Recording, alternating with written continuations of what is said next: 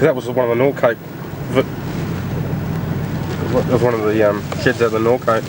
Looks like a what do you call it? Like a Hollywood studio. It's just got the front. You walk in there and there's nothing behind. Mum, That's amazing, isn't it? Mum, it's pretty.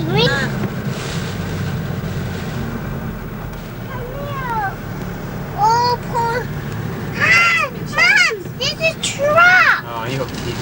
Mum, there's a trap. God. Is that a person's house? Oh, God. Oh, is that a caravan? Yep. My It's busted a water main too, by the looks. That's why we've lost the water in the town. Oh!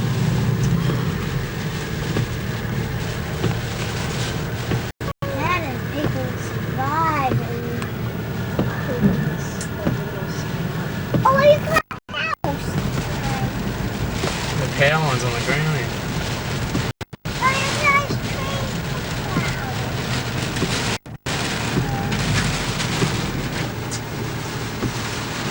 Whose house is that? You know who owns that? That's bloody Mick and Sharon. Remember went to hockey? Humphreys. Yeah.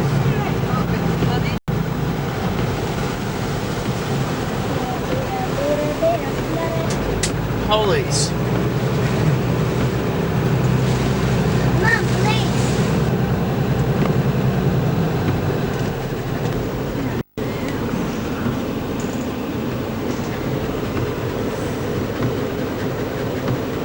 Stand it up with it. Steer it. Jeez. That looks solid.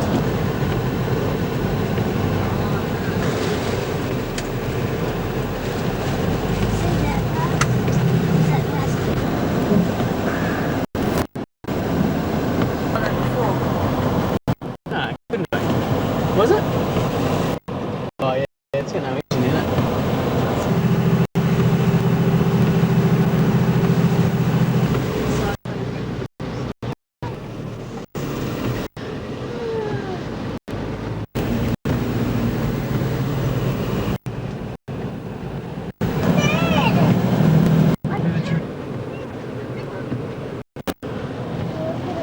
I wonder if they stay there. They need to move. Oh, is that house? Ow, those houses stay out. That was a boat. It's got a door on there, must be just cracking something. Yeah.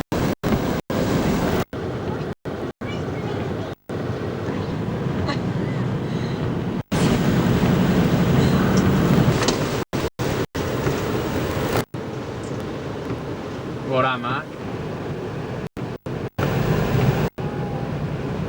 Oh, yeah. Walk in the middle of the road, you. Stay up. Just got off. Stay up.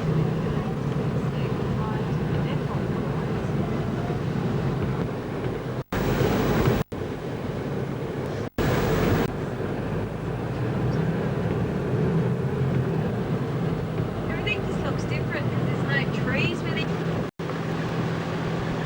Oh, look, there's somebody's pillow on the ground. Here.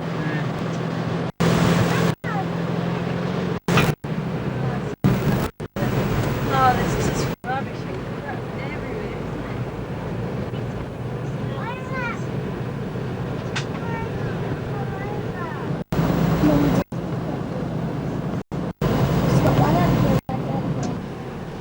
Look, empty the tourist village first. Oh, we'll do a loop around. The industrial area is probably underwater. Is that tide camera?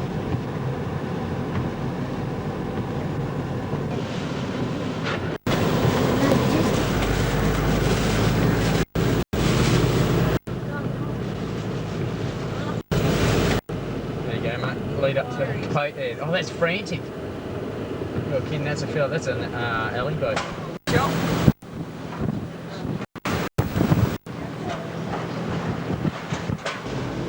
Might do a drive through there actually. There's another caravan.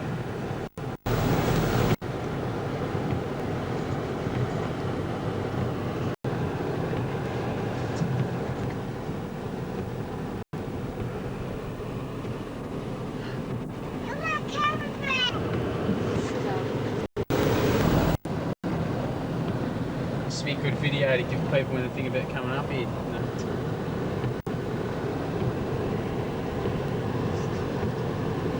Some of them must, that's so what?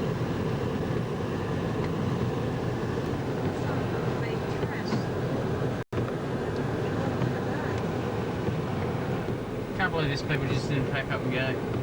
If I was in the caravan park, I would have been out of here.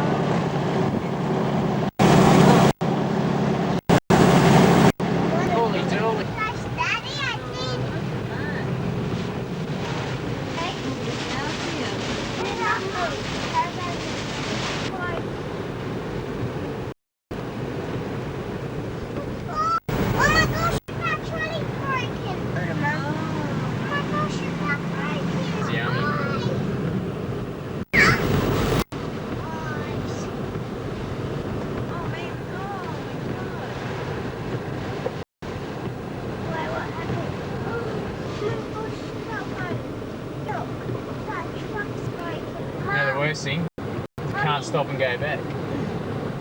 You idiot, why not? The beach is mud. Bye-bye. Unicorn!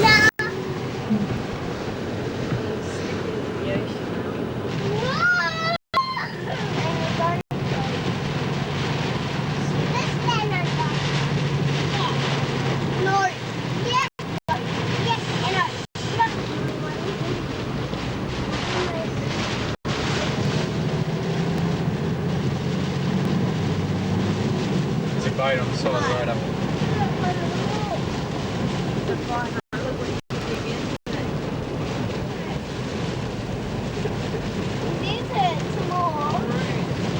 Boxhead's boat. That means Francis. Not even. What's this? Potatoes.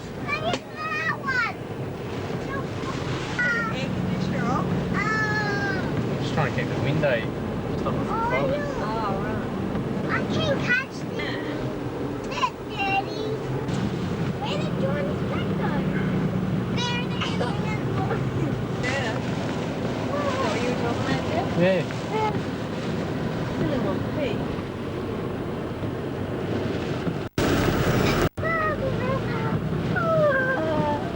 That's the old iceworks there. Oh, wait, get a fishy. Just one of those little lines that goes down. Dresses. That was the hairdresser. Yeah. Yeah, it was too.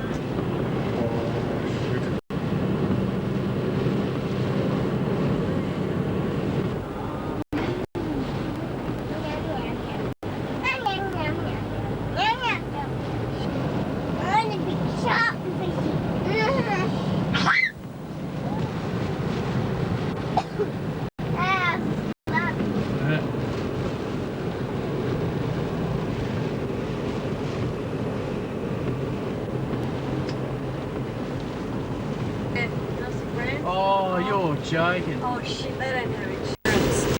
Hey, this guy down the rock. Yeah. Run to where I am.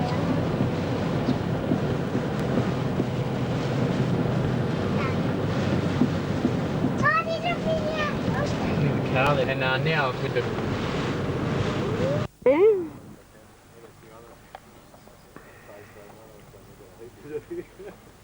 But you've got, well this is with Zurich, but these guys are just the team of the person.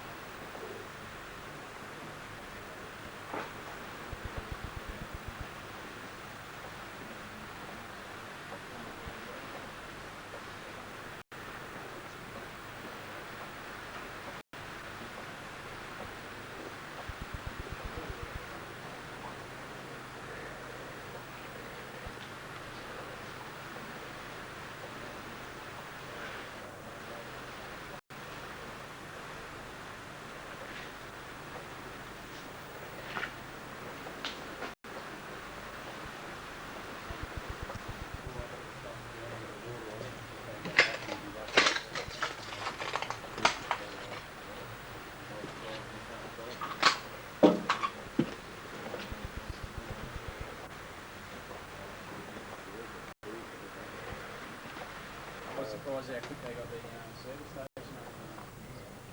Keep me up to town.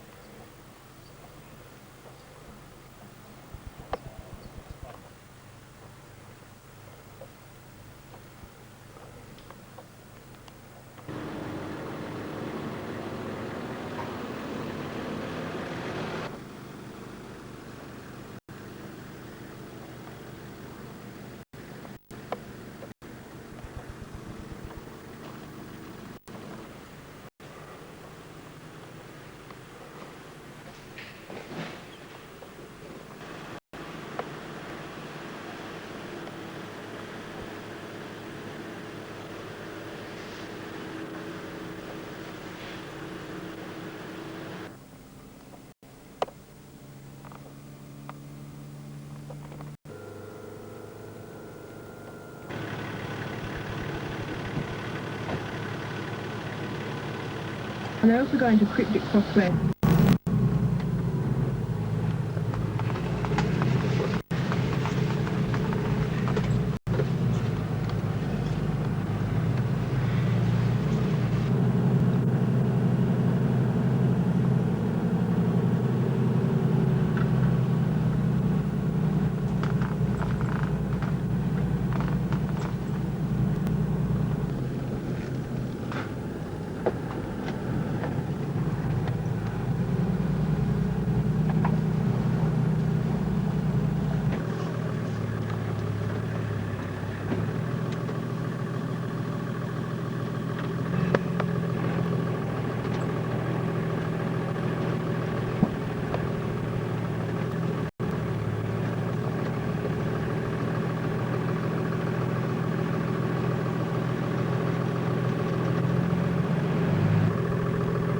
Cyclone Vance strikes with vengeance.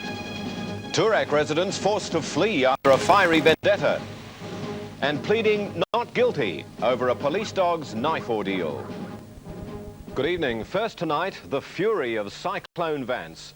Exmouth has been declared a national disaster area, 120 homes destroyed, 300 more suffering major damage. There'll be no power or water for weeks, the damage bill running into millions. Chris Reason reports on the rampage by the most powerful cyclone to hit our shores.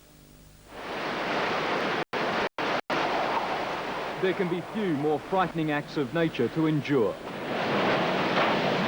Cyclone Vance hurling all its Category 5 force at the tiny town of Exmouth, and little escaped its fury. Trying to capture it all on tape, a New Zealand TV cameraman roped for safety to his nearby shelter. The wind speed here at the moment is 290 kilometres an hour, gusting to over 350. This will make Cyclone Vance the strongest storm to ever hit Australia. It was as much as he could report. Around him, those winds went on to flatten dozens of homes, tear the roofs off many more. Walls were peeled away. Little could defy it. The caravan park was decimated. This van was bolted to concrete. Now only the base remains. Unreal. Worse than Cyclone Tracy, I can assure you there. The park's residents scrambled to save what they could. For many, that wasn't much. Here, a couple found their dog. No one had seen anything like this before. I was worried when things started hitting against the glass panes, big sheets of metal and thing, we had to move away. It was just sideways rain, just pelting against everything. A similar story for kilometres around. Hundreds of homes had suffered a battering.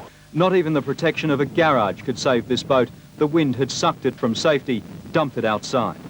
But nothing could illustrate Cyclone Vance's power like this.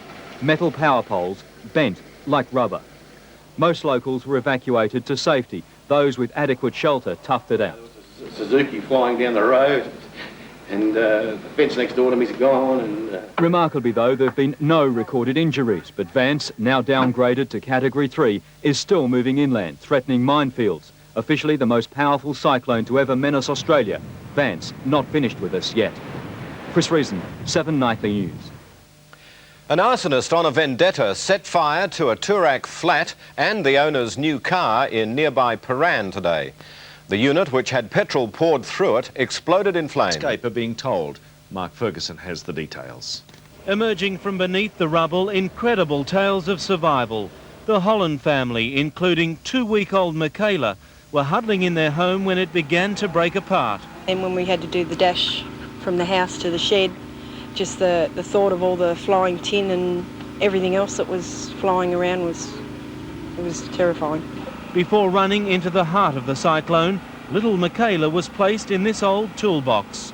A lot damn safer than what she would have been just, you know, trying to hold her in your arms or something like that.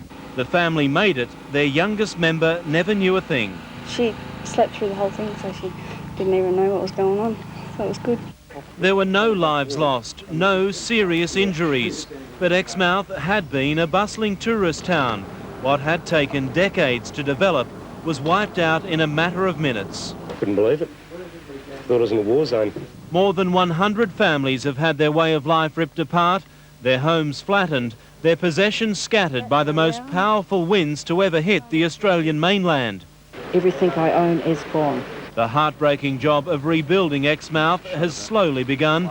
Emergency supplies flown in with the promise of more to come. Mark Ferguson, National 9 News. Police have found a body in bushland east of Seymour, believed to be that of a man wanted over 2 fires in Melbourne yesterday. Changing TV channels. He's driving probably the most advanced four-wheel drive system this country has ever seen. Mainland Australia, nearly 300 kilometres an hour. Fortunately, there were no casualties, but plenty of amazing stories of survival, as Gary Adshead reports from Exmouth. You have to pick the pieces up, you know. At least my husband, myself and my 4 children are all alive. There's thousands of kilometres of barren, uninhabited land along the west coast, but Cyclone Vance hit Exmouth like a dart piercing the bullseye. Never ever would I want to go through that again as long as I lived, or put anyone through that. It was just chaos. You know, it was just white. You'd look out the windows and it was white, and then the occasional flash of green and silver, and then a roof, and you think, whose roof was that one? Stuart Fitzgerald still has everything that matters, his family. We were amazed when you look behind us, the roof's gone there, and the one behind that, the roof's gone there, and then across the road, the roof's gone, and then 2 more down, the house is just wiped out, hardly even there. We are just amazed. The kids are safe, my wife's safe. Has it sunk in with you yet? Just what's taken place here? No, not really. Not really. I don't think it will for a while. It's going to devastate this town. The thing that struck home for the first time was the fact that we don't have any of our beautiful palm trees or trees that we've grown over the last 14 years that we planted 14 years ago. They're beautiful trees and the place looked really good. And, you know, even if we start planting again tomorrow, you know, I'll be another 14 years older by the time I get back. So I actually had a bit of a difficult time there.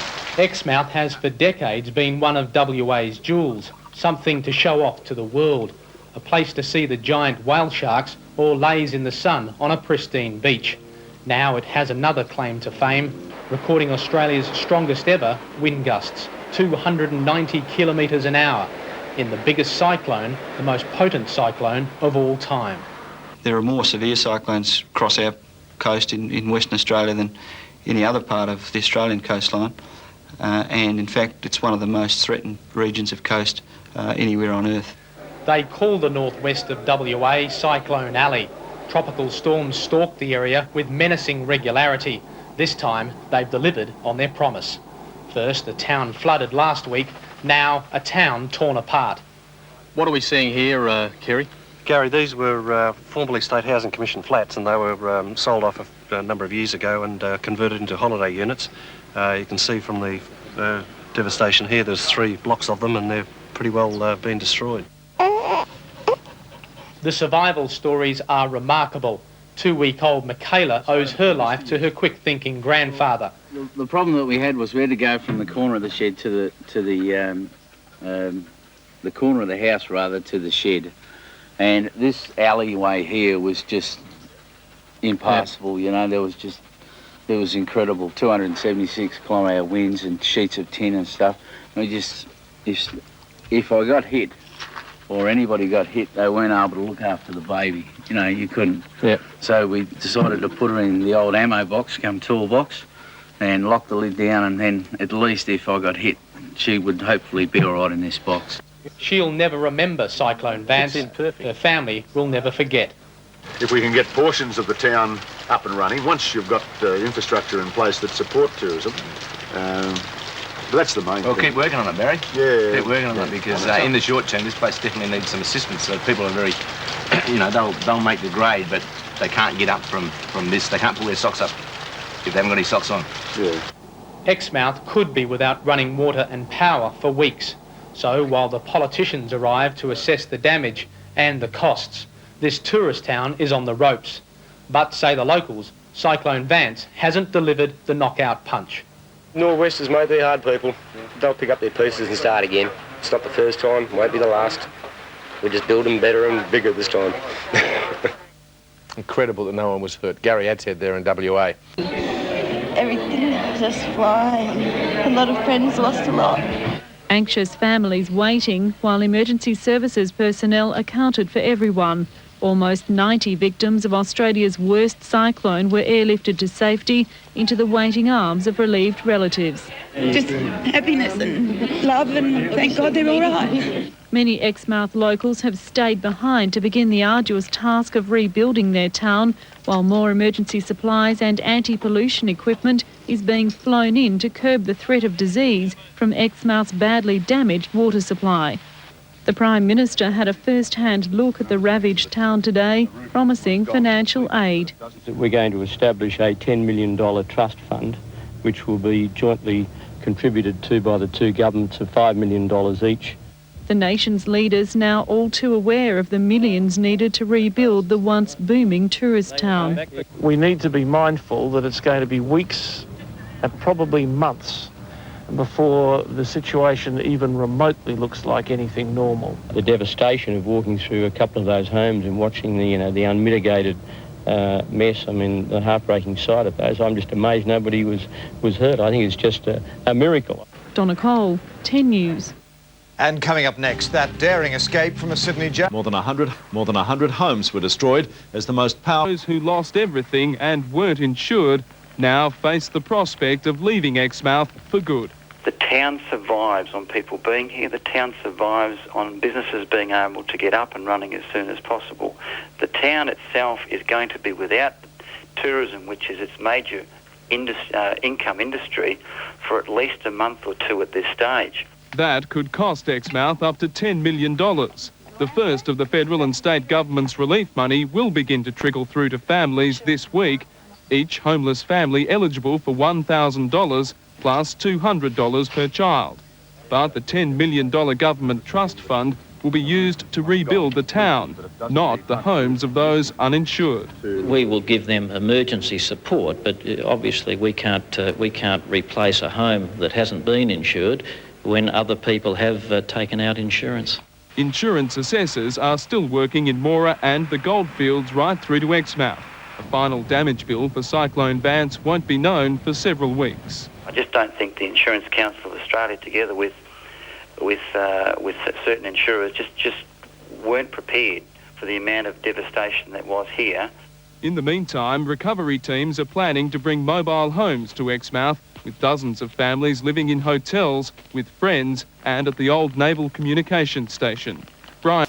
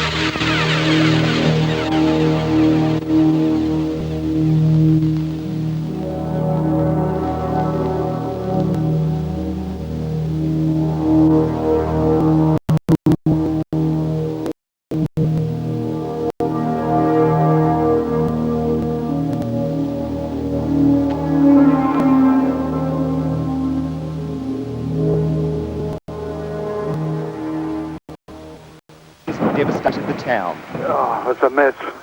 It is a bloody mess. If you saw Darwin, you'd see this place. So there's nothing left of Exmouth? There is a few houses, but I'll tell you what, there's nothing much.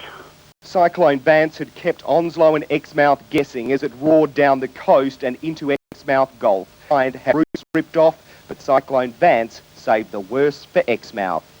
Oh, this is the biggest I've ever seen. The biggest and worst. I've never been through anything like this before. Roofs are ripped off. There's a set of 3 two-storey flats which looks like a bomb hit it. And nearly every tree's been either blown over or stripped of its leaves. The Exmouth local SES unit were inundated with calls and they maintained working, and apparently they were losing part of their roof and they still kept working, taking calls. Out of one resident's garage. And apparently the doors must have opened, sucked the boat out. One of the doors have blown over the boat and the boat's gone shooting off. John Davies is Channel 7's cameraman in Exmouth. He described the scene as he drove through the town. Oh, Christ. It is a mess. Bloody awful. I'll put you on somebody else. This makes Cyclone Vance the strongest storm to ever hit Australia. Tonight, caught in the middle, the destructive power of Cyclone Vance. More than 100 homes destroyed in Exmouth, a town torn apart by record high winds. Hello everyone, the town of Exmouth is officially a natural disaster zone tonight. Hundreds of people have been left homeless. Incredibly, no one has been injured. Officially, more than 100 homes have been destroyed. Hundreds more are severely damaged. Tonight, the people of Exmouth have no electricity, no water. Many basic services have simply been destroyed. Joining us live in the middle of the devastation tonight, Channel 7 reporter Graham Butler. Graham? Rick, you can only describe Exmouth tonight as an absolute disaster. We can only begin to imagine how terrifying it must have been for the people here yesterday. Vance delivered the strongest winds ever recorded on mainland Australia, 267 kilometres an hour. These exclusive pictures to Channel 7 take us right inside the cyclone as it hit the town yesterday. One of the most powerful cyclones in Australia's history, Vance's fury blasted Exmouth with the strongest winds ever recorded. Its cyclonic roar terrifying. Those who were there will never forget the sound. These incredible pictures were taken by a New Zealand storm chaser. This is what meteorologists call a perfect storm, a Category 5 cyclone. The wind speed here at the moment is 290 kilometres an hour, gusting to over 350. This will make Cyclone Vance the strongest storm to ever hit Australia. More than 100 homes were torn apart. Four-wheel drives flipped over, shells peeled from caravans, kit homes tossed like toys, steel poles bent over like rubber. Driving through the devastation, it looked like Darwin after Cyclone Tracy, but Vance was stronger. We could hear the noise going on outside, but all you could sort of see outside was about 2 feet in front. It was just sideways rain. Families sought comfort from each other, even their pets. What do you do when your home's been blown away? Oh, devastation. The winds, you've just got no idea. Diane Green managed the Exmouth Caravan Park. Her livelihood's gone with the wind. I don't know, I just cried.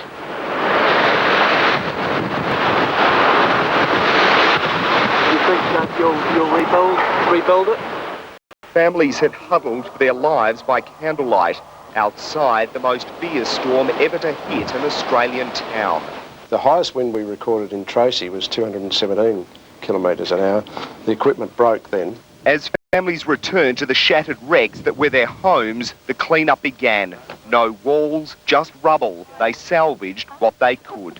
What are we going to do? But, yeah, just got to sort of grin and bear it. Incredible tales of survival are emerging. 81-year-old Bernice McLeod was pinned under a piece of wood as her home disintegrated. I was buried under this board, but it saved my life. Today, with only the clothes on her back, she rummaged through an op shop for a pair of shoes. 120 homes were destroyed, 300 more badly damaged. The badly battered school is closed. Exmouth has no power or water. Families could be without essential services for weeks. Onslow also suffered Vance's fury but escaped with far less damage. Almost every building was battered in some way. The hospital lost part of its roof. But it's the people of Exmouth who face days and weeks of uncertainty, victims of one of Australia's worst cyclones. Unfortunately for the people here, if yesterday wasn't bad enough, the next few weeks are going to be incredibly difficult. Jeff Parry's been following the developments today. Jeff? Thanks, Graham. And there's been a significant development today. The near destruction of Exmouth has been declared a natural disaster. That's important, very important, because it triggers the federal government into action. The declaration of a natural disaster means the state government can seek financial assistance from the federal government to help rebuild Exmouth.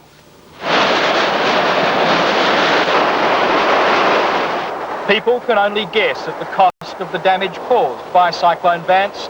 Only now, as locals are able to move around, can they begin to put a money figure on the ruins. It will cost millions. But first they have to make Exmouth safe, and that could take weeks. We're receiving more and more inquiries about how to get out of Exmouth and whether they can be evacuated and so forth. The authorities want all tourists out of the town.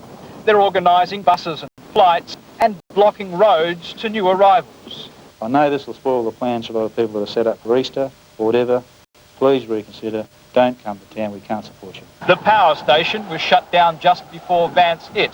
There's little point starting it up again. Steel power poles and transmission wires are down everywhere. It's just slow, tedious work. And the issue is that if you don't do it properly, you might try and save an hour but lose 3 weeks. And there's no running water. That's been shut off too. An RAAF Hercules flew out of Perth today to fly in 10,000 litres of bottled water and emergency generators. We'll be shipping it up as needed. If it goes on a bit longer than anticipated, we'll be sending more water up there. And it could be like this for at least a couple of weeks. In Parliament, the Premier turned his attention to the disaster in Exmouth. There is no doubt that the government will be required to spend many millions of dollars to repair and restore essential infrastructure.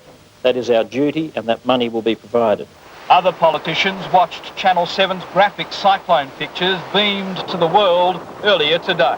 Just to see the place so badly devastated is just absolutely incredible. Premier Court has appealed to Canberra for financial help, and his calls appear to have won the sympathy of the Prime Minister. Clearly I am distressed, as all Australians are, at the damage that has been done. I just hope very much that the federal government will get behind our citizens in Western Australia in the same way as federal governments have historically got behind Australian citizens on the East Coast. Most of the federal and state money will be used to fix the roads, power and water. But there's the personal cost to the people who have lost homes, businesses and belongings. For some, it could take years to recover. We feel lucky. Most of us have lost everything, but we're lucky because nobody was, that's the way you have to look at it. This is just unbelievable, the damage that's gone through it. Can't believe it. And no one's hurt. No one's hurt. The Premier will be in Exmouth and Onslow tomorrow. They're putting the preliminary estimate of damage at about $50 million. Mike Perslow is the Shire President. Mike, one of your priorities has been to get people out of town. Are they leaving? I'd say at this stage that several of the tourists that have been staying in town over the last week or two as part of their package around Australia are starting to leave now. It is probably important that that's the first people we look at, because accommodation after the cyclone damage has gone through is at a premium as such. So really those that have no real need to be in Exmouth, if they've got ways and means of under their own means of getting out of Exmouth, should do so now. And obviously people shouldn't come here as well. I guess with no water, no power, you're strapped at providing resources. What's your priorities? Priorities for us at this stage is first of all water. We believe that the water may be in a capacity to bring on some supply by sometime tomorrow. We're not 100% sure on that. A lot will depend on how many resources actually come into Exmouth through the Water Corporation. Following on from that, of course, is power, because the whole clean-up situation and restoring people's lives back to any sort of normal requires power, and at this stage it could be anywhere up to 2 weeks. Well, you're the Shire President, the civilian boss, if you like, of Exmouth, and people do have to get their houses in order, but it is going to be a long process, isn't it? Oh, definitely. It's a situation where we're coming into our tourist season, which would have started in about 10 days' time around Easter, and unfortunately now, with the devastation that we have before us, that a lot of business houses in town are really going to count the cost for many years to come. Mike Purslow, thanks very much. Mike Purslow, Shire President here at Exmouth. We'll keep you updated on any developments here throughout the next few days. For now, it's back to you, Sue. Thanks, Jeff. Cyclone Vance. As you've seen, it's devastated vast parts of the northwest, especially Exmouth. And in Exmouth, taking some incredible pictures of nature's fury was a professional storm chaser named Jeff Mackley. In a moment, we'll speak to Jeff to see why on earth he does this sort of thing and how he survived. First, here's Neil Mercer. This is the eye of the storm.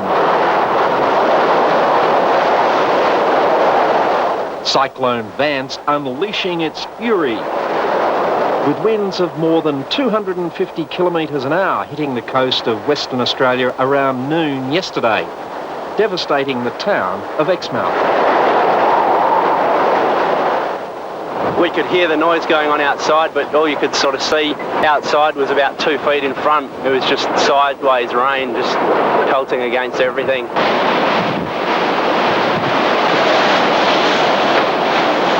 Oh, devastation. The winds, you've just got no idea. More than 100 houses were destroyed, hundreds more were damaged.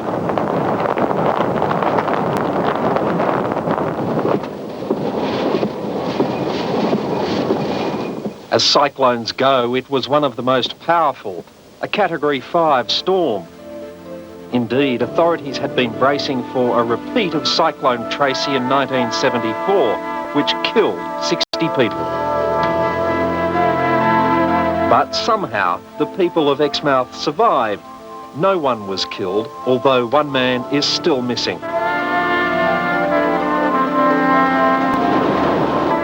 Late today in Exmouth, residents started returning to their homes, or what remained of them. Well, it looks like the Easter Bunny's not going to make it into Exmouth either. Another man who took those amazing pictures, Jeff Mackley, joins us from Exmouth. Jeff, from what we can see, it was pretty dramatic out there. Yes, it was pretty dramatic out there. In fact, a Category 5 cyclone is as bad as it gets.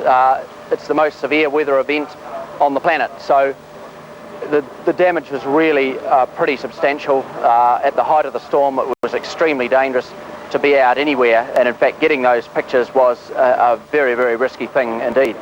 How does this cyclone compare with other cyclones you've seen?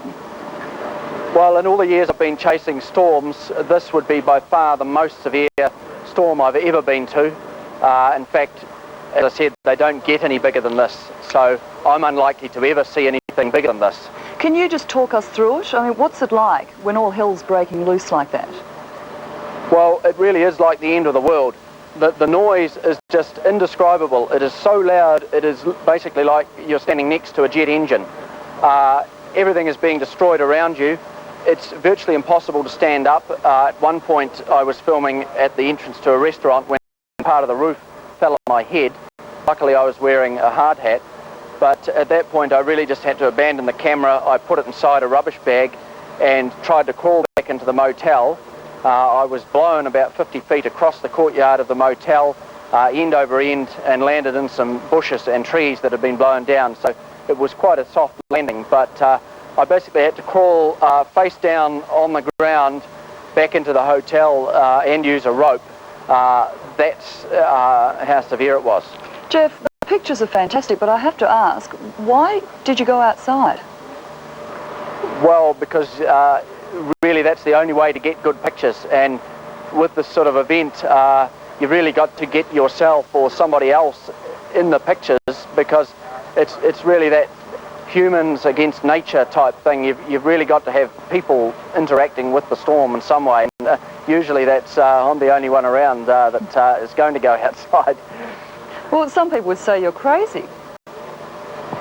Well, I guess some people would, but I guess few people have ever seen an event like this, or indeed hurricanes of volcanoes, of which I've seen quite a few of, but there really is nothing more awesome anywhere than a volcano or a cyclone.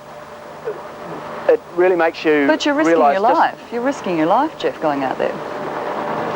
Oh, indeed. You're taking a very, very major risk to get those pictures. But, you know, when you travel around the world to chase these things, you've really got to take those sort of risks in order to get the best pictures. Now, as you said, I mean, you earn your living chasing cyclones, and why on earth do you do that? Is it just to get that best picture? No, well, I've been very much interested in severe weather and volcanoes ever since I was at school. And when I left school and became a cameraman, it soon became apparent that the two things could merge, and I could indeed chase storms and film them. And I really just did that as a hobby for a while, but now it's sort of become a full-time thing, and I chase storms and volcanoes all around the world. You live in New Zealand. When did you decide to chase this storm? Well, the thing with chasing a cyclone is you leave it till the absolute last moment, because a lot of cyclones turn out to sea and you would come all this way and get nothing. So I decided really on Sunday afternoon that it was time to go, and I arrived here Sunday night. Just before the cyclone hit, I drove 700 kilometres from Port Hedland and arrived here just before the cyclone hit. Just in time. Well, Jeff, we'll have to leave it there. Thank you very much for your time and good luck.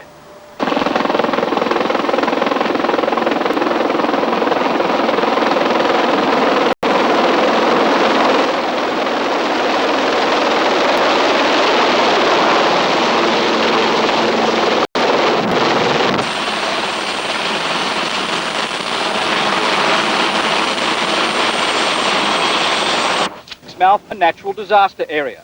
Today he came to see the destruction for himself.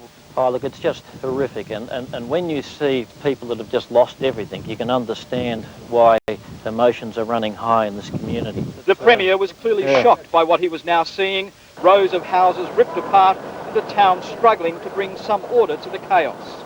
It does break your heart. I mean, you look at all the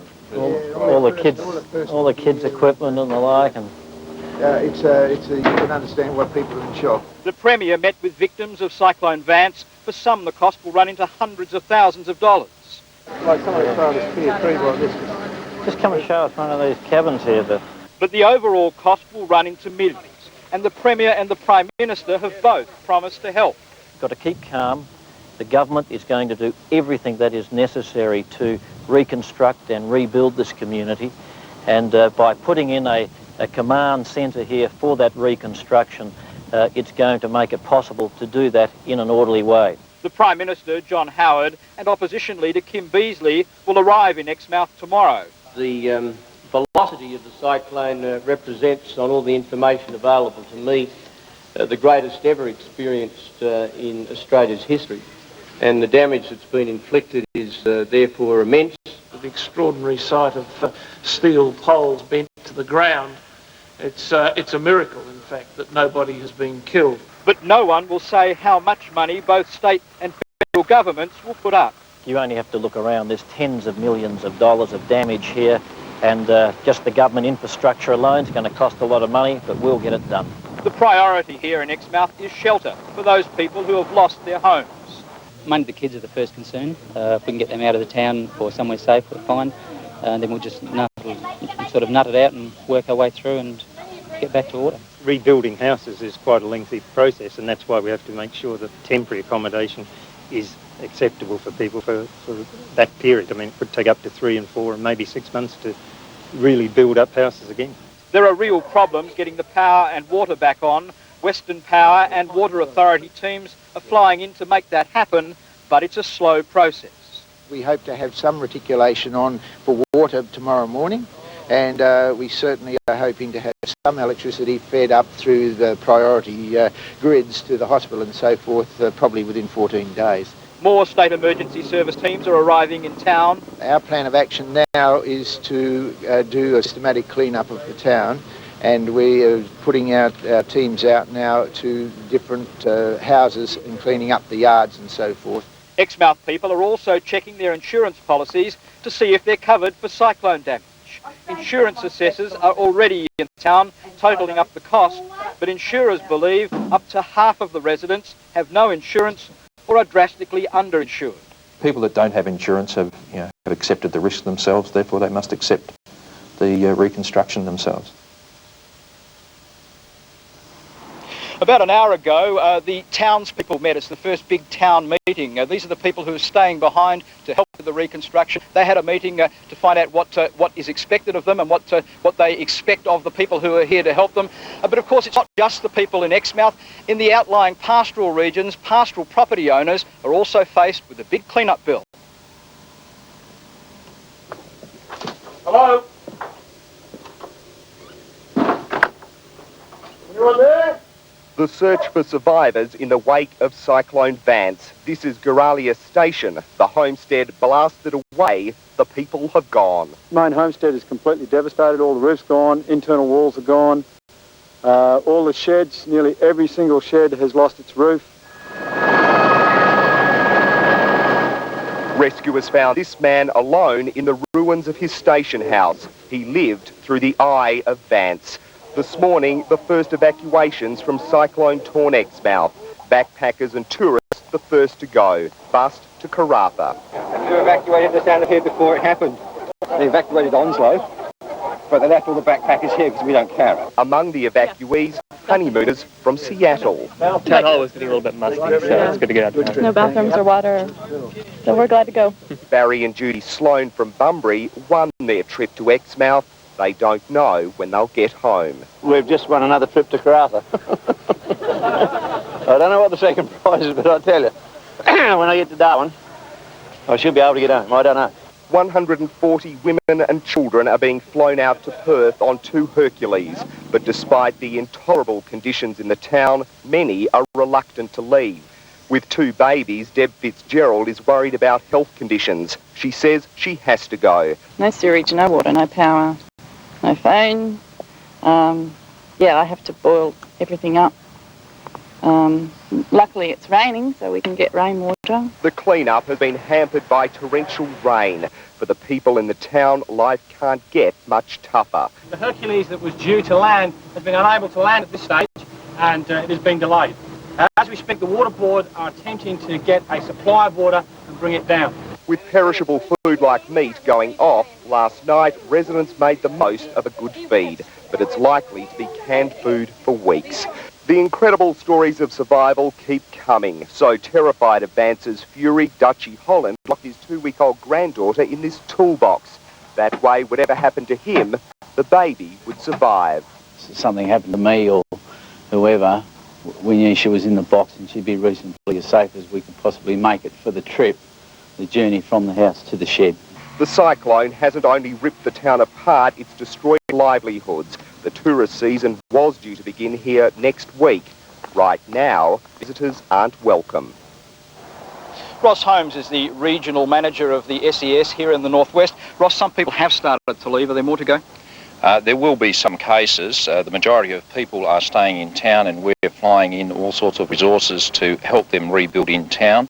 There have been some cases, of course, where there are welfare matters involved with sick children and things like that. And then there are the matter, of course, of a number of backpackers and other tourists in town. We've assisted them out of town, and some have left of their own volition to go to Coral Bay. Now, that first community meeting held just an hour and a half ago, you addressed that meeting. In fact, there's a little bit of humour there, even wasn't there? I mean, the mood, what I got, the mood wasn't too bad. I think for a first meeting it was excellent. I think it was our opportunity to communicate with the community and their opportunity to communicate to us. That went very, very well.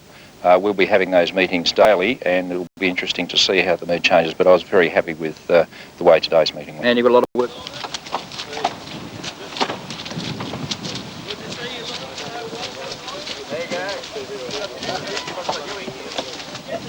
How are you, Ray? Good to see you back. Yeah, no. Well, Mike, you got a job on your hands now, huh? Huge. Yeah. You've had a bit of a look. Yeah, we did. We had a couple of searches. I suppose we'll be able to see more really from a ground perspective. Okay. Amazing how it can just change like that. That's the weather. Well, do you want to do anything particularly first, or speak to the press, or go and have a look-see? I think we'd like to speak to the press afterwards if we could. Okay, we'll go and have a look-see around town. Let's do that. And they...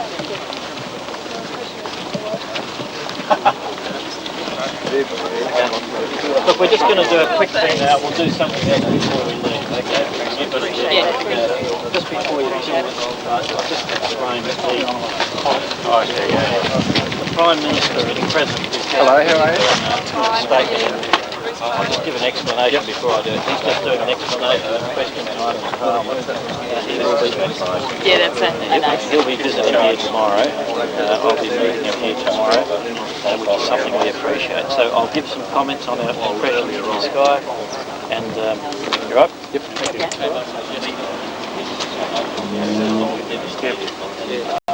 One time on.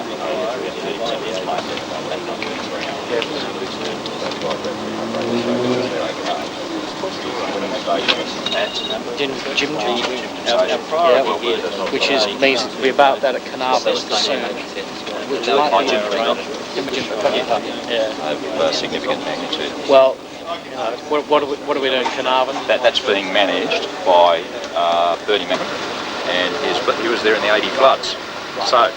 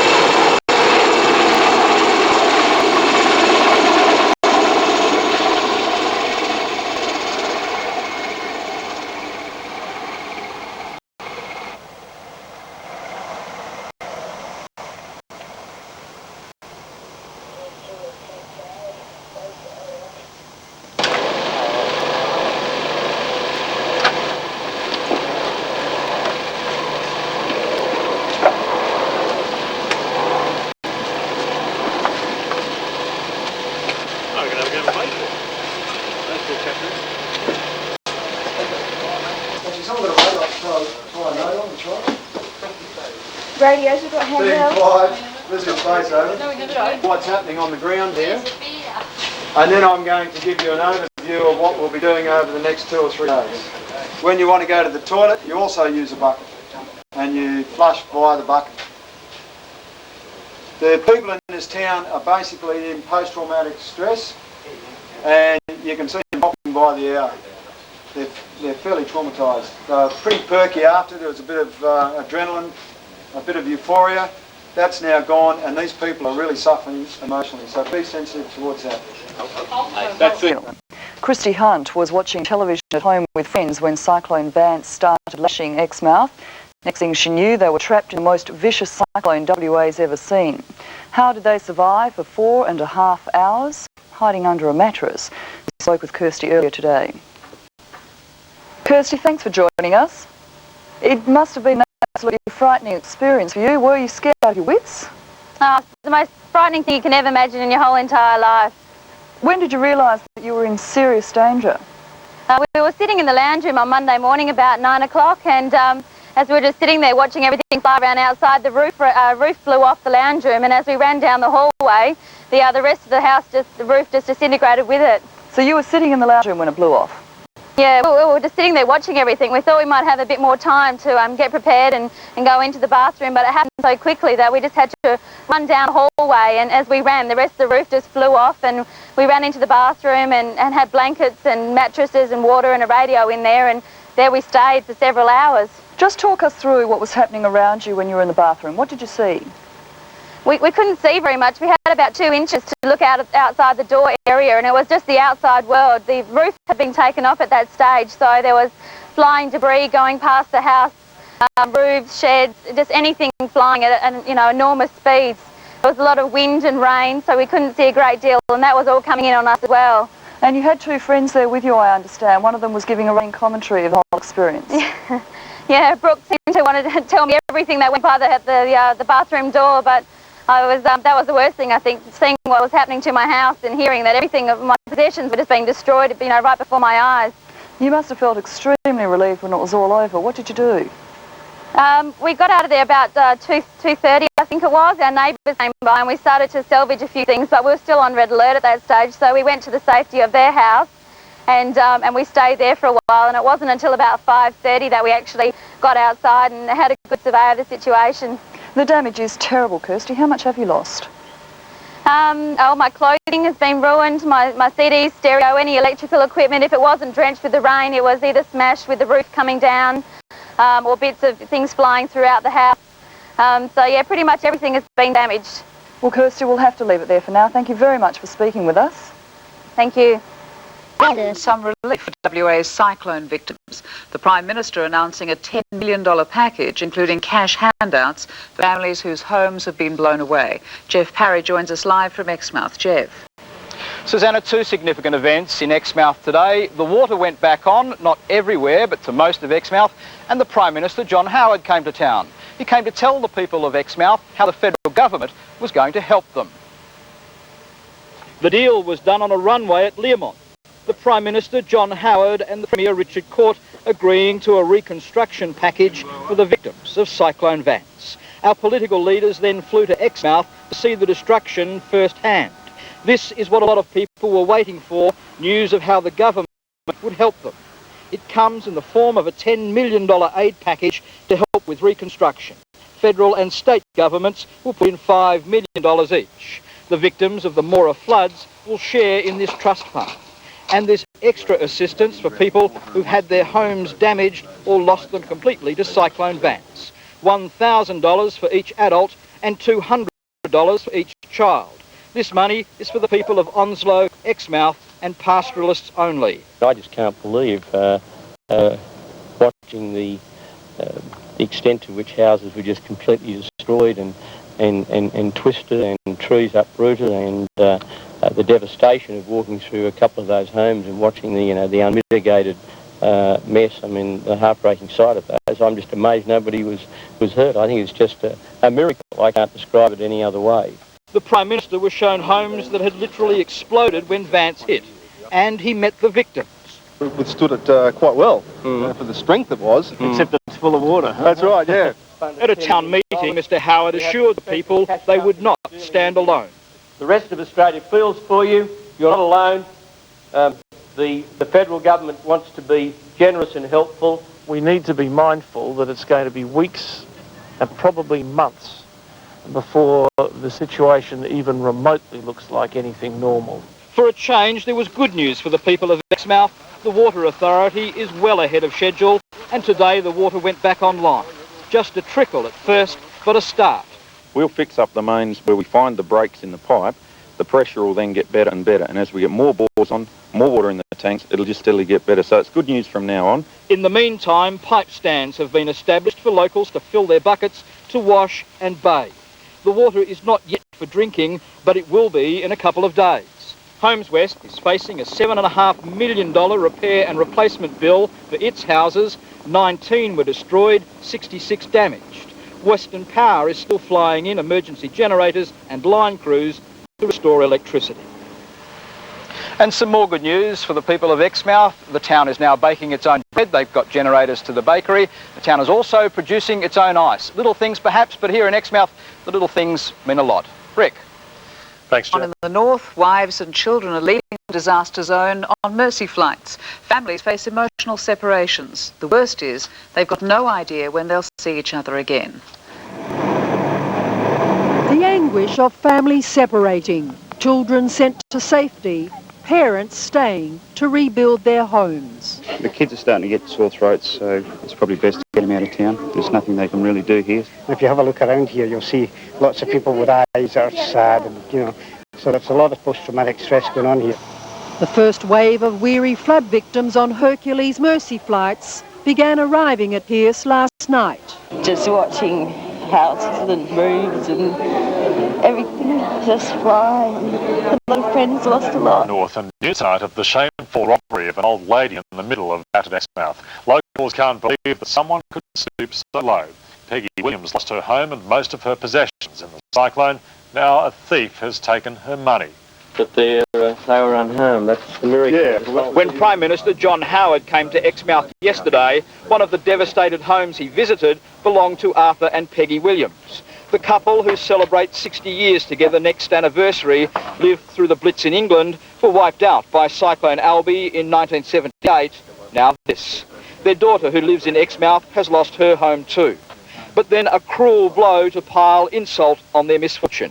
Yesterday afternoon, a thief stole Peggy's handbag containing $200. Just panic. Just panicky, that's all. I didn't know where I was going in circles, and I thought, well, we've got bank cards and everything like that in there, Arthur's wallet and his driving licence. Peggy reported the theft to police, but the thief has not been caught yet. I don't think it should be anybody from this town. I think it should be somebody who was visiting the town. I don't think it should be a townsperson. Neither do the police, who suspect it was a tourist or a backpacker. Remarkably, the Williams bear no malice to the thief. Perhaps they had more need for it than we did. Is that what you think? Yeah. That someone else might have had more need than you? Yeah. When locals heard of the theft, they dug into their own pockets, so did local volunteers and the police. And today, Senior Sergeant John Hallett handed over $200 to replace Peggy's stolen money. There are more donations rolling in. This is our community, I'm their police force, and I'm doing the best I can. The Williams will stay in Exmouth. This is their home, and both nearing 80, they'll get on with their lives. You've got to. That's life, isn't it? All around Western Australia, people are digging deep to help the victims of Cyclone Vance. In Perth, Father Brian is organising a truckload of supplies to help victims. It will leave as soon as the roads are open. And Exmouth bound, brand new fridges, washers and dryers, a gift from Australian companies. In Exmouth, Jeff Parrott, 7 Nightly News.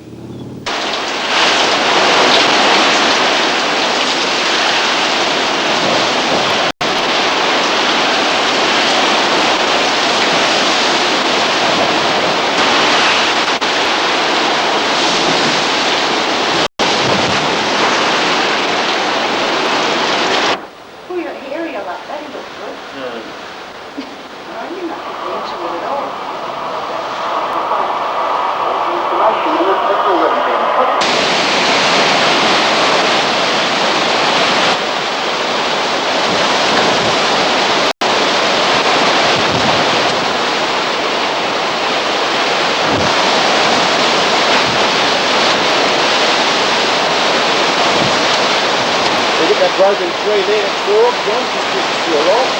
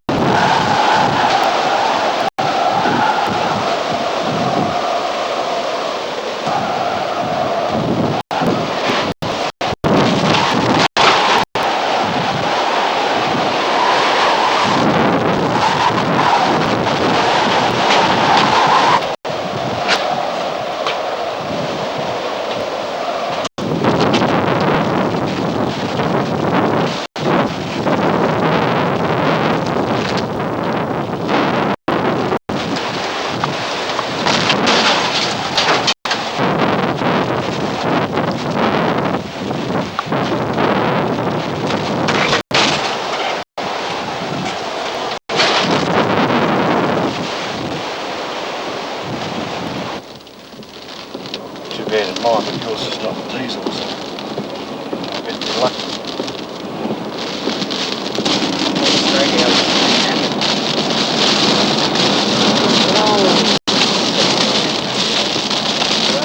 I'll swing down around here, and the balls then come up through the town.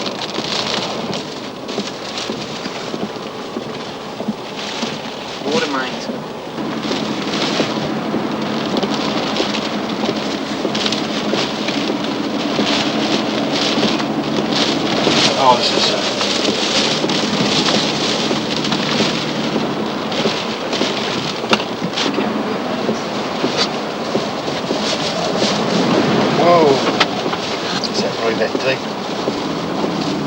if they want the job.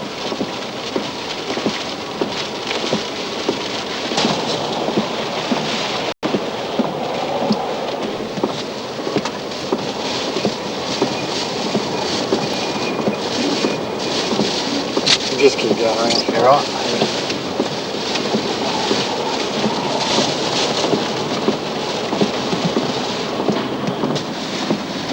He's lost his roof. He's lost everything, hasn't he? That's just torn. The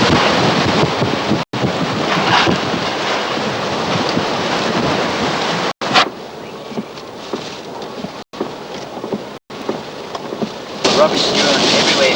Places pretty well ripped apart.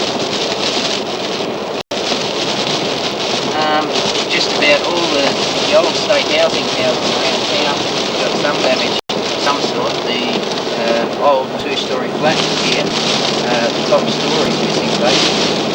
And the only things that are really briefly, yeah, so we just have to.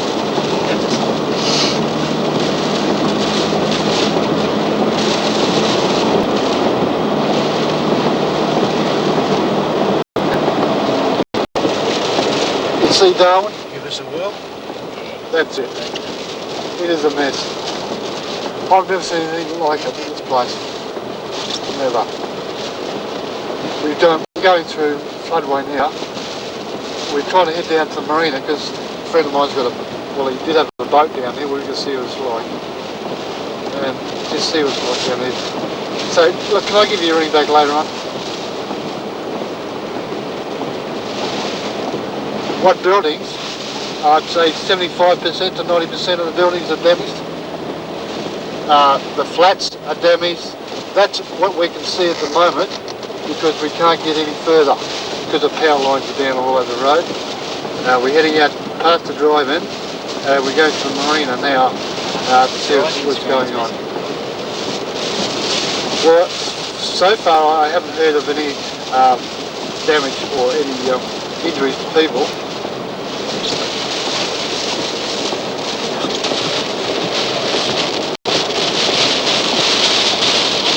I wouldn't chance going down. It looks like somebody's already still green there. I think you'll find it too low lying. We've got that much water down there.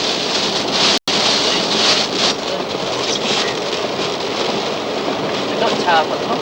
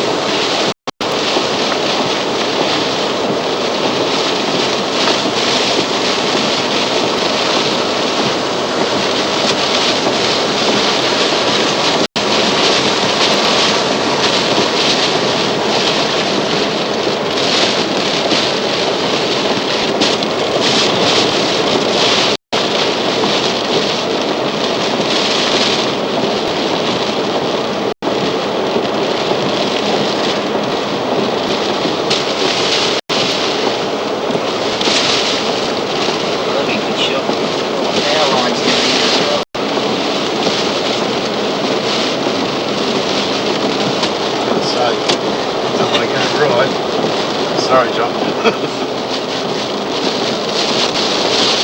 Look at that there, the end of this.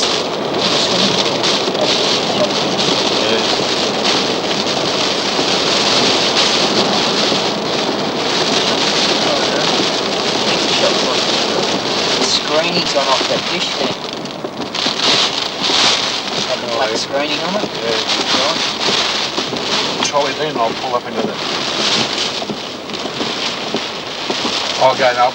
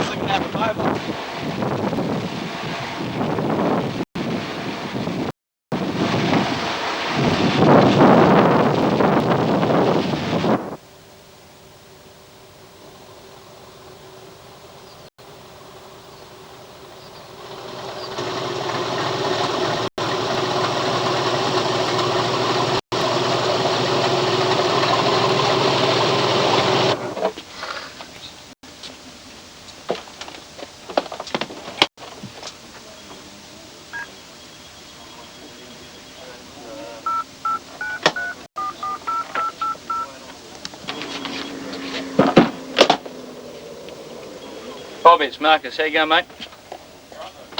Good, buddy. Hey, mate, we're at ground at Learmonth, and John Davies, and they've got a couple of...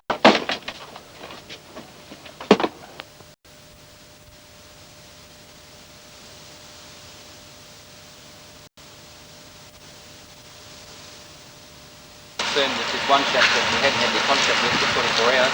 They have actually found him, and everything seems okay. So yes, to my knowledge, there's no loss of life.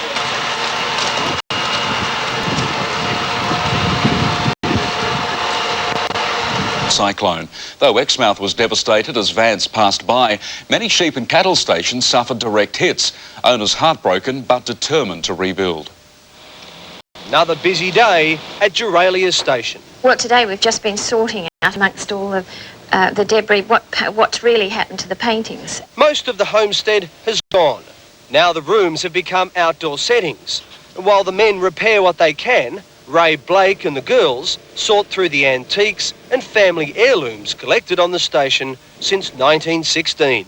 This is a real party. Today, good friends have brought out some lunch. It gives the large Blake family more time to work and rebuild.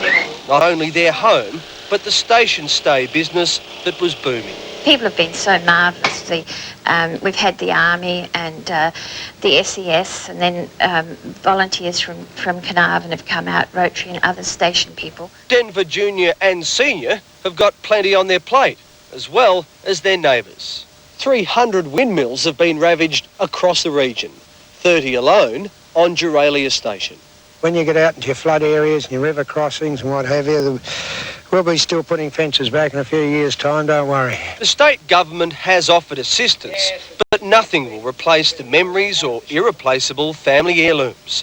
But what can't be damaged is the spirit and fighting qualities of those on the land. Ray and Denver Blake, like the others in the area, will go on. I guess they wouldn't be in this country unless they've got the guts they've got. That's all I can say. They're all looking at their problems and they're all wondering how they can fix them up and, give it another run. We'll do our best. Troy Hynam, Golden West News.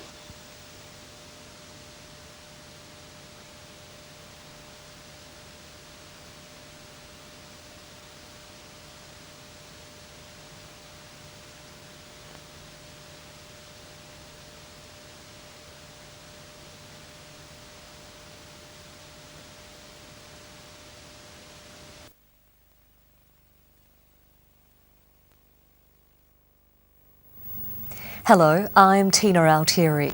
When Cyclone Vance struck the coast near Exmouth on Monday, the 21st of March 1999, Perth's Channel 9 was quick to react. Our team of reporters, camera operators, producers and editors worked together to bring news of the cyclone to viewers right around Australia.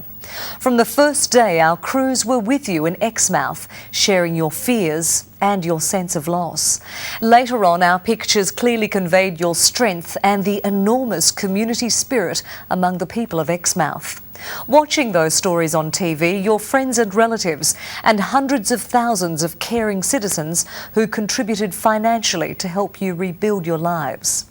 Many of you met our reporters Tony Monaghan and Mark McGill and their camera operators in that first tough week after the cyclone. But we realise you may not have seen the reports they filed to our Perth newsroom for broadcast across the country. It's now our pleasure to provide you with a compilation of those news reports and give Exmouth a visual record of the powerful winds and the devastating aftermath of Cyclone Vance. Havoc in the wake of Cyclone Vance. More powerful than Tracy, which flattened Darwin, the tropical storm has caused massive damage, flooding and power cuts. Exmouth is hardest hit. At mid-morning, Vance was poised to strike. With wind gusts of almost 300 kilometres an hour, this was one of the most powerful storms to hit Australia. And for Onslow and Exmouth, there was no escape. For 3 hours, hundreds of residents cowered in homes and shelters. Yeah, well, it's an experience I don't want to be involved in again. I can tell you it was very, very unpleasant. And what we experienced here was nothing to what some of the families went through, because they were in these homes that were falling down around them, and they were cuddled up in mattresses and inside wardrobes and the laundries and so forth. As Vance crossed the coast, it was Exmouth hardest hit. Dozens of homes and shops severely damaged, few buildings in the resort town escaping unscathed from the furious onslaught. It's very massive, I'd describe it as. Huge housing damage, and we have no power, and I don't know how long that'll take because we've got massive damage to the power supply system, the power lines and so forth. Exmouth's caravan parks have been virtually wiped out, the damage far worse than from previous cyclones to hit the region. For other residents in the town, Vance was a visitor they'll never forget. There were things landing on the roof, hitting the building, breaking off outside. This house that we're in, the pergola off the front has disappeared. The pergola off the rear has gone. To the north and south of Exmouth, stunned residents are also assessing the damage. For some, though, it's painfully clear. It was terrible. It was like in a hell. Just I lost everything. That's all I got left. What I got on me. The water come here, flooded about meter and more. I never see anything in my life like this. Water start coming up until come up here. I had to swim inside the house. As Vance powered towards the coast, oil and gas rigs moved offshore and out of danger, and production pipelines were shut down. Fishing boats were secured in ports, their crews ever conscious of the Cyclone Bobby tragedy, which claimed 7 lives. Remarkably, though, tonight as Vance moves on, there are no deaths and no reports of serious injury. Robert Broon, National 9 News. Cyclone Vance also wreaked havoc on the town of Onslow, northeast of Exmouth. Our reporter Mark McGill was there as the town was buffeted by torrential rains and hurricane-force winds. He joins us now. Mark, what was it like as the cyclone passed by? Tina, like 400 others here in Onslow, we were simply taking refuge in the safest place we could find. It started just before midnight, and for 10 hours it was just relentless. At the height of the winds, we made plans to evacuate from our hotel room to a bathroom where they had concrete walls.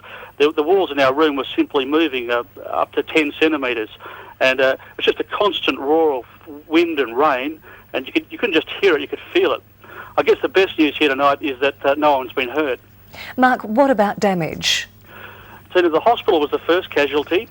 The roof threatened to peel away in the storm last night, and a man that had to be evacuated about 12 o'clock. He was the last patient to leave. And ironically, the hospital's director of nursing lost her home while she was on duty, and so too the boss of the local CES, while he's been out helping others, his home's been destroyed, and he's lost his contents.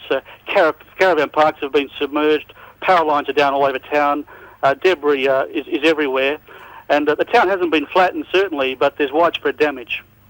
Is flooding threatening more homes? Yes, there's several streets still flooded. The foreshore's taken a real battering with some low-level tidal surge. Residents who evacuated the town will be among those that will return to probably find their homes flooded, and basically I'd say there is no dry house in town. OK, Mark, we'll have to leave it there. Mark McGill in Onslow.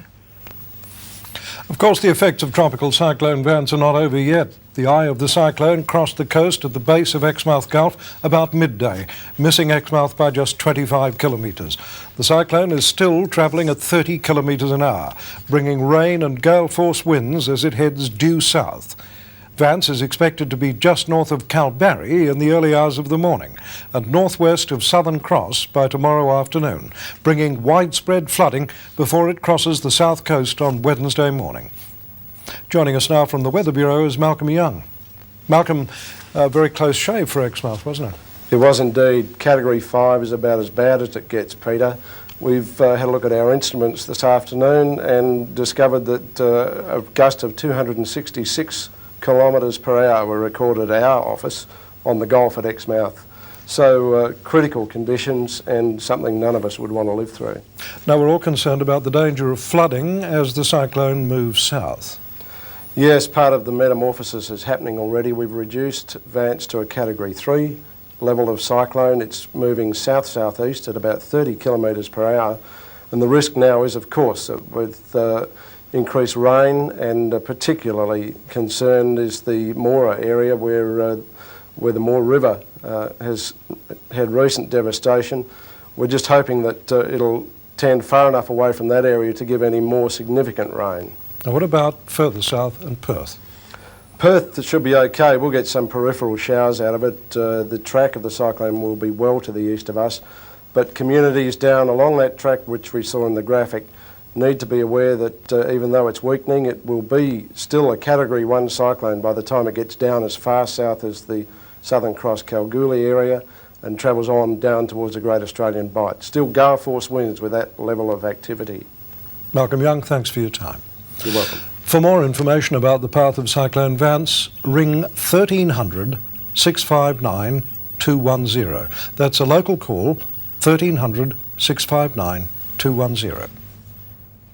From one natural disaster to another now, and in Moora, the full devastation of the weekend's flooding is just being realised. The waters are already subsiding, but there are fears the worst is still to come. At first glance, Moora is a ghost town sent to a watery grave.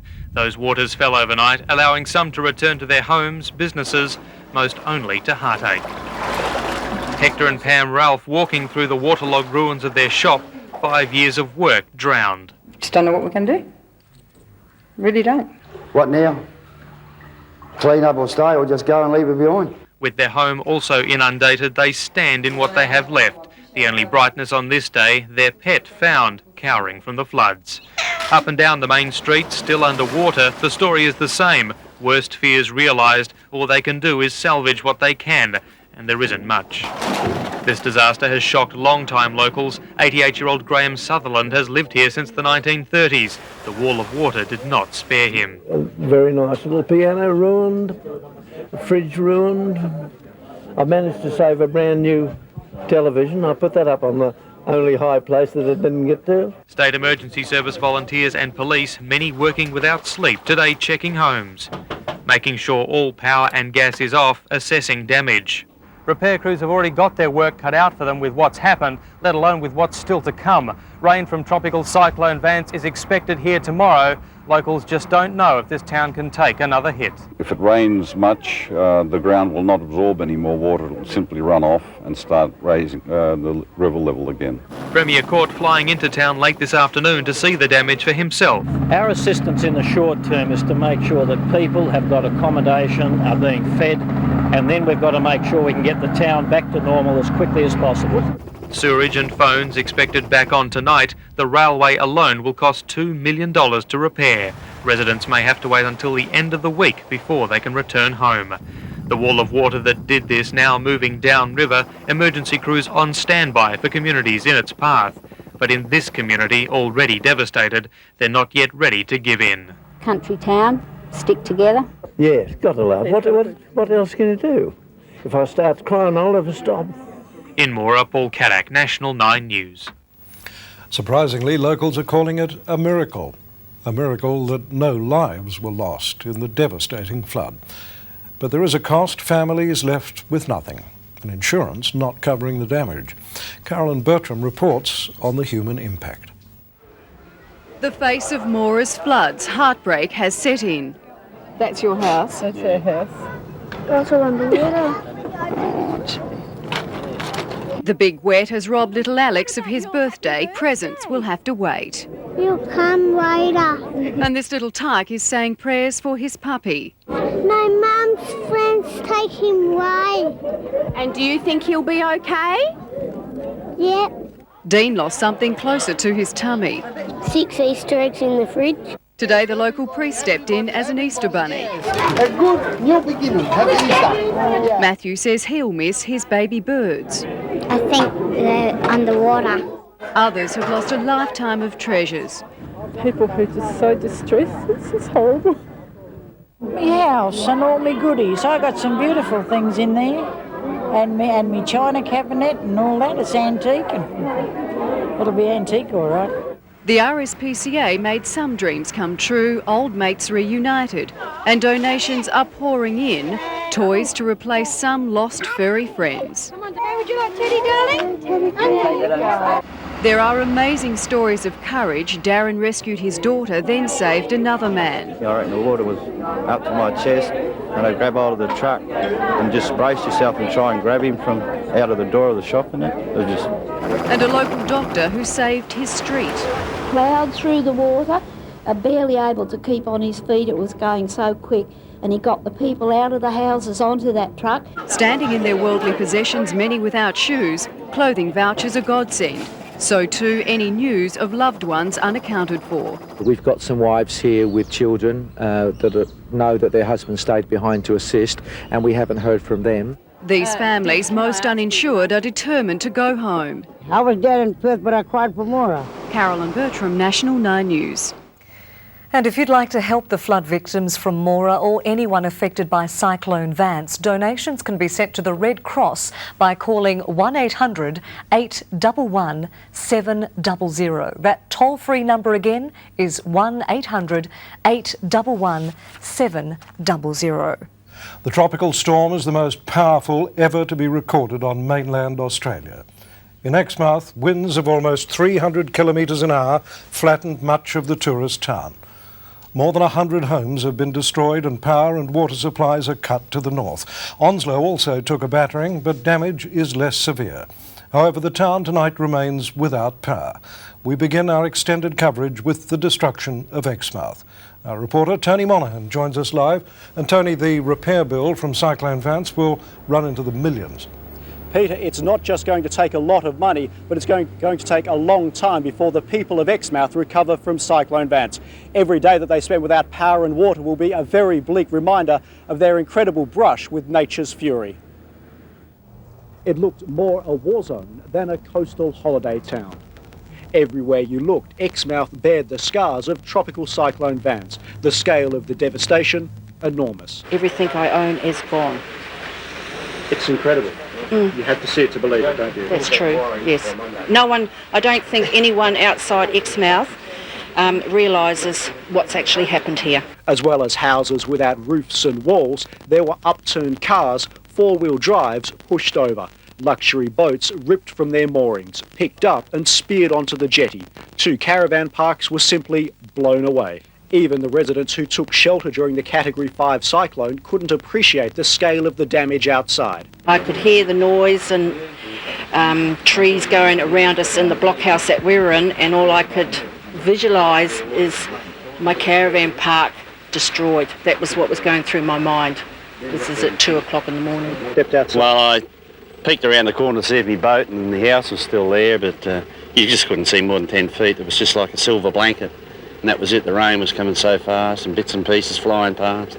We had actually receiving calls from people during the incident, during the blow, that are in their toilets and laundries with mattresses and so on. They were crying out for help. We talked them through it. It took less than 2 hours for Vance's 290 km/h winds to strip Exmouth down to almost nothing. 112 homes have been destroyed, more than double that badly damaged. Many families lost everything. Oh, that's our bedroom. For Angus and Kerry Trelaw, Vance has hit them twice as hard. They were buying this house tomorrow. Everything that I've ever collected all of my life is in that house and spread all over the yard. My clothes are hanging from the trees. Yeah, devastation. It looked, by the look of it, you didn't have any time to get anything. No, well, we left about 6:30 the night before we moved into the block home. We just packed the kids up and bit of food for the night and moved into our house. But even for those who have the luxury of a roof over their head, there's no running water and no power. Metal power lines simply buckled. It's a hell of a job. How do you start a clean-up on a place like this? Good question. Sadly, Vance has not only destroyed this normally tranquil coastal town, it's also crushed the spirit of some of its residents. The pain of putting the pieces all back together is too much. They're simply leaving Exmouth. Police are urging those who can leave to get out and for no one else to think of coming to Exmouth. But there are those who have no plans of leaving. Nor'westers, mate, they're hard people. They'll pick up their pieces and start again. It's not the first time, won't be the last. We just build them better and bigger this time. Everyone in Exmouth has an amazing tale to tell, whether it be one of disaster, survival, or in some cases, incredible luck. But even tonight, many of the residents are still in a state of shock and disbelief. We had shutters down and that, so you can hear the wind, but you don't imagine the damage. And our street wasn't too bad, but you come down and see something like this and it really opens your eyes up to how much strength something like that does have. What was your first gut reaction? What were your first words you said when you walked out? Oh shit. No, you walk out and you you just don't believe what it actually looks like until you see something like this, and you suppose you just hope nobody's been injured, which apparently they haven't been, so that's the best thing. Thought it was in a war zone. It was just, well, as you can see, just total destruction. There's just nothing, you know. What's left will most likely end up being bulldozed anyway, I'd say. During the cyclone, what was it like? Very eerie and scary, believe you me. I had Tracy at the back of my mind, and that's all I could think of. I could hear the noise and trees going around us in the blockhouse that we were in, and all I could visualise is my caravan park destroyed. That was what was going through my mind.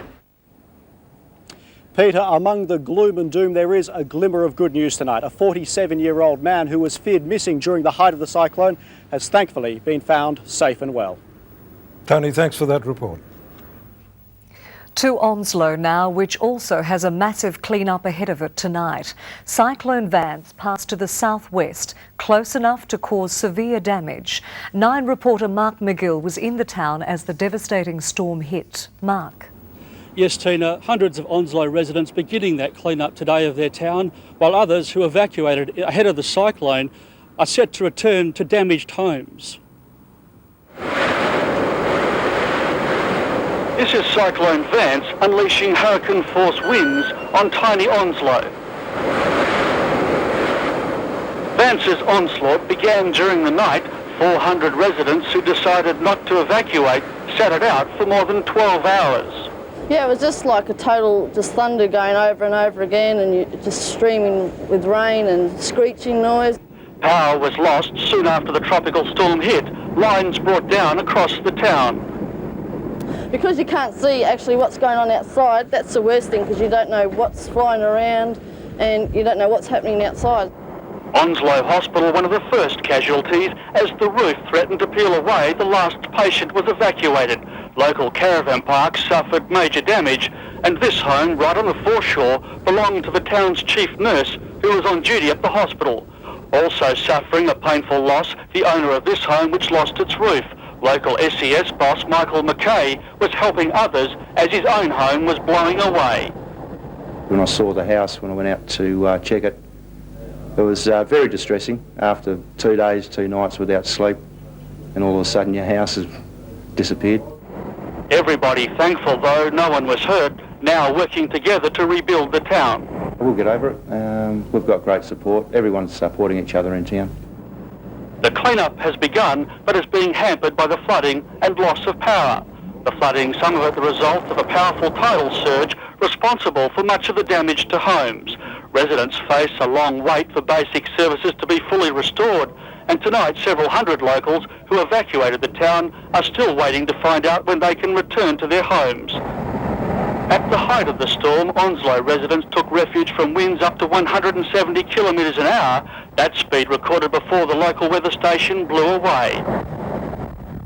Although spared from the worst, in Onslow they rate Vance's winds the equal of Cyclone Bobby, which claimed 7 lives. Mark McGill, National 9 News. As we go to air tonight, Cyclone Vance is moving through the goldfields and is close to Kalgoorlie. The tropical storm has been downgraded to a Category 1, but is still bringing severe winds and heavy rain. Throughout the day, Kalgoorlie SES workers and residents were bracing for the sting in Vance's tail. Steady rain has already swamped parts of the city, while all major roads in and out of Kalgoorlie have been closed by floodwaters. To the Weather Bureau now, and joining us live is Malcolm Young. Malcolm, what danger does Cyclone Vance pose tonight? Some good news at last, Tina. We've cancelled the warning on Tropical Cyclone Vance at 4 this afternoon, the last of the long series of warnings, letting people know the good news that Vance this afternoon started rapid disintegration, has accelerated rapidly. It's heading east now away from Kalgoorlie and is, as we speak, probably around 250 kilometres east of the town. So when do you expect Vance to cross back offshore? It'll slip across at the top of the Great Australian Bight early tomorrow morning, complete its metamorphosis and go into a southern depression, then join up with a cold front, and that'll be it. Some good news there. Malcolm Young, thanks for your time. Premier Court has promised urgent help to get essential services back up and running in Exmouth and Onslow. But the cyclone-battered residents face uncertainty and may have to rely on public donations. Premier Richard Court was on the phone to the Prime Minister this morning with this message. There is widespread devastation and quite clearly it is a natural disaster area. I am distressed, as all Australians are, at the damage that has been done. There are disaster relief arrangements in place under which federal money is automatically available. The federal government has organised a military airlift of emergency supplies into Exmouth, while state government authorities are working to restore essential services and repair roads and public housing. The priorities for the state government will be to provide temporary accommodation for those who have lost their homes and to ensure adequate water supplies for those who remain in Exmouth. But the Premier refuses to commit to financial aid for affected families, many who may not have insurance. We suspect that there is a significant amount of non-insurance and under-insurance up there, which is not unusual in rural communities. So we don't expect insurance to cover all the damage. Relief funds for cyclone victims have been set up by the Red Cross and the Perth Lord Mayor. Donations can be made at any Bankwest branch. Michael Southwell, National 9 News. And relief tonight for Moora. It appears the town has escaped a second flood wave which Cyclone Vance threatened to bring. But police and emergency workers in the Wheatbelt community remain on alert, guarding against looters and disease. The worst is over for Moora. Sunday's ruinous floodwaters rapidly disappearing, but the Wheatbelt community is still in crisis. We have got a disease risk in town and we want to keep that down to an absolute minimum. The Shire President today joining SES, police and other authorities to push ahead with the emergency plan for the town's recovery. In local businesses, the effort continuing to clean out water and the health risk from rotting food. Police taking precautions against looting with over 30 officers guarding the devastated community. And we are carrying out 24-hour-a-day patrols on business houses and their private residences. The sunshine bathing Moora today proved a blessing as the clean-up began. But with the risk of a further flood diminishing, authorities are still cautious about evacuated residents returning home. But with the power and sewerage now restored, the SES is confident evacuees will be allowed back by the weekend. It's a little bit wet and a little bit dirty, but it's not going to be that difficult to clean up. Ashley Malone, National 9 News. From the shattered town of Exmouth, a newborn baby's extraordinary tale of cyclone survival. 9 reporter Mark McGill joins us live with the details. Mark. Peter, as winds neared 300 kilometres an hour in Exmouth, a family forced to flee their home with a 2-week-old baby girl. Now, they placed her in a small metal toolbox, which could have saved her life. As Cyclone Vance wreaked destruction on Exmouth, a remarkable little girl slept through the danger. But for the first time in her short life, Michaela Bamis was no longer safe in mother's arms. I was scared I was going to drop her. Absolutely terrified. I was my concern with the kids and Michaela. When flying debris smashed the kitchen window, their plight was simply unbearable. Michaela's family became desperately worried that their house, like so many others in Exmouth, was literally going to explode in the storm. Once it depressurised, the chance was the whole thing could go, so we had to get out while the going was good. The family forced to make a perilous dash to their garage shed, so Michaela, still asleep, was bundled up and carefully placed in one of her grandfather's old toolboxes. It was unbelievable. It was just white. You couldn't look into it. There was sheets of tin flying around everywhere.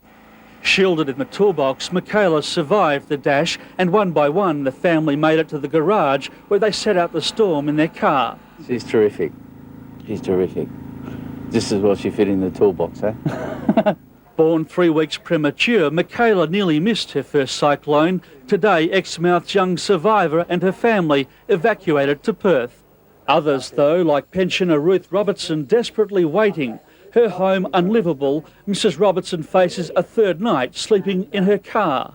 Look, if you're in a palace, you wouldn't get a decent night's sleep with all the worry we've got. Robin Walthco is helping her elderly neighbour, but without power and running water, it's becoming intolerable for both of them. I think when reality really sets in, that's when it's really going to hit home, that you've got nothing left. It's gone. There's just nothing. And baby Michaela and mum safe tonight in Perth. Peter. Mark McGill in the state's northwest. Elsewhere in Exmouth, it's been a day of evacuations and emergency plans. Our reporter Tony Monaghan has been following the shattered town's struggle to recover. Tony. It's been almost 3 days now since Exmouth residents had power and water, and it's taken its toll. Today, hundreds of tourists and locals simply left. It could be quite some time before they return, but it's going to be even longer before Exmouth returns to how it was before Cyclone Vance.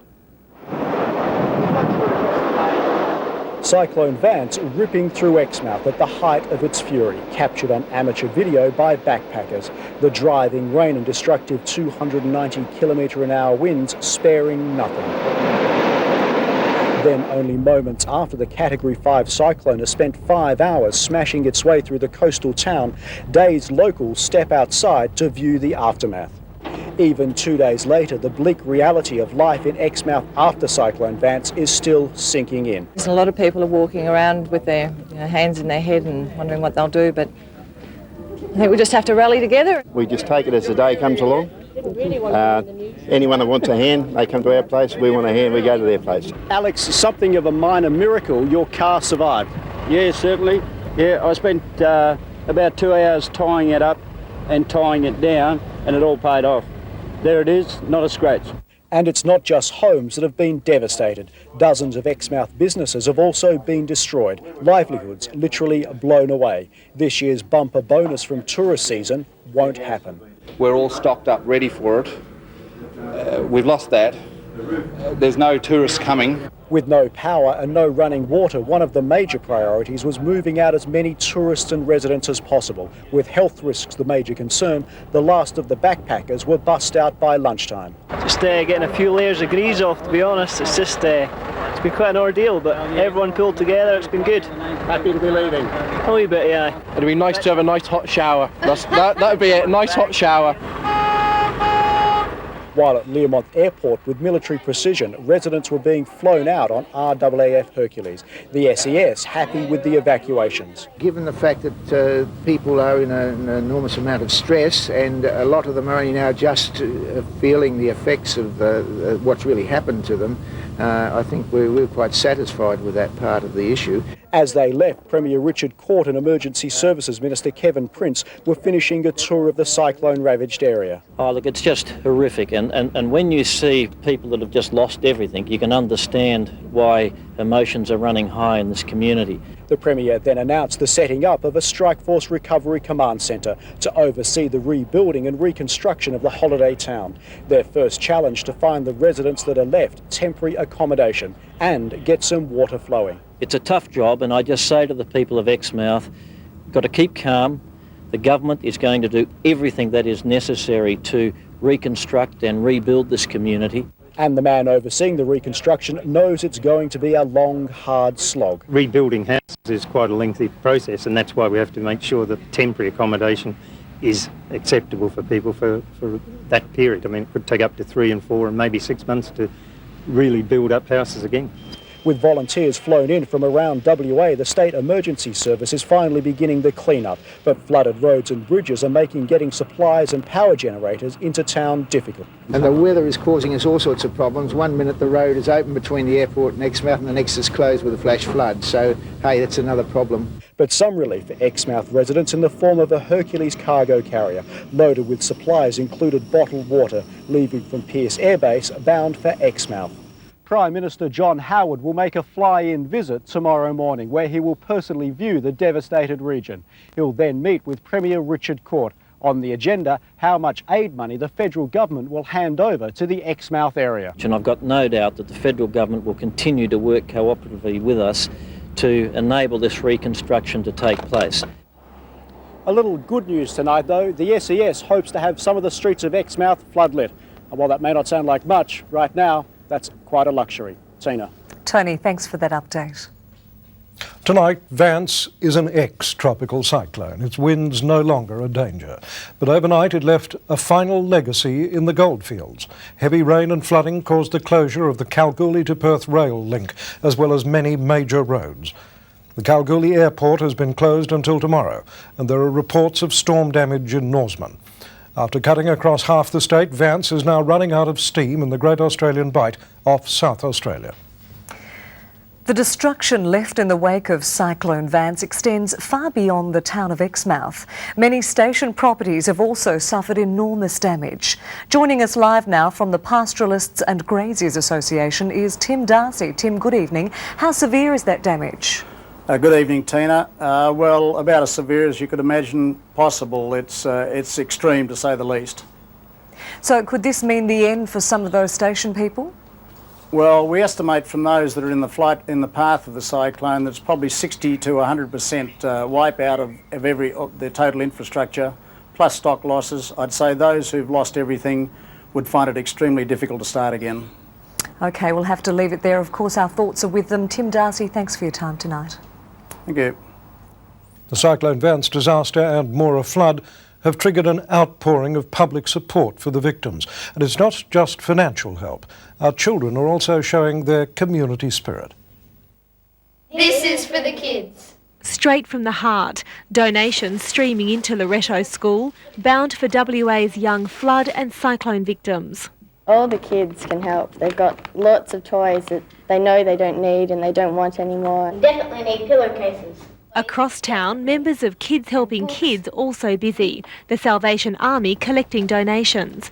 The idea coming after a call from America. The girl emailed it to the Kids Helping Kids home site, and Kids Helping about how she had helped people that were very poor, and we took it one step further and produced this. Good morning, Red Cross. Meanwhile, the Red Cross appeal has raised almost $150,000. Response has been overwhelming, Donna. The money's coming in very, very steadily, and we're really confident we'll achieve our target of $500,000. To donate, the number to call is 1800 811 700.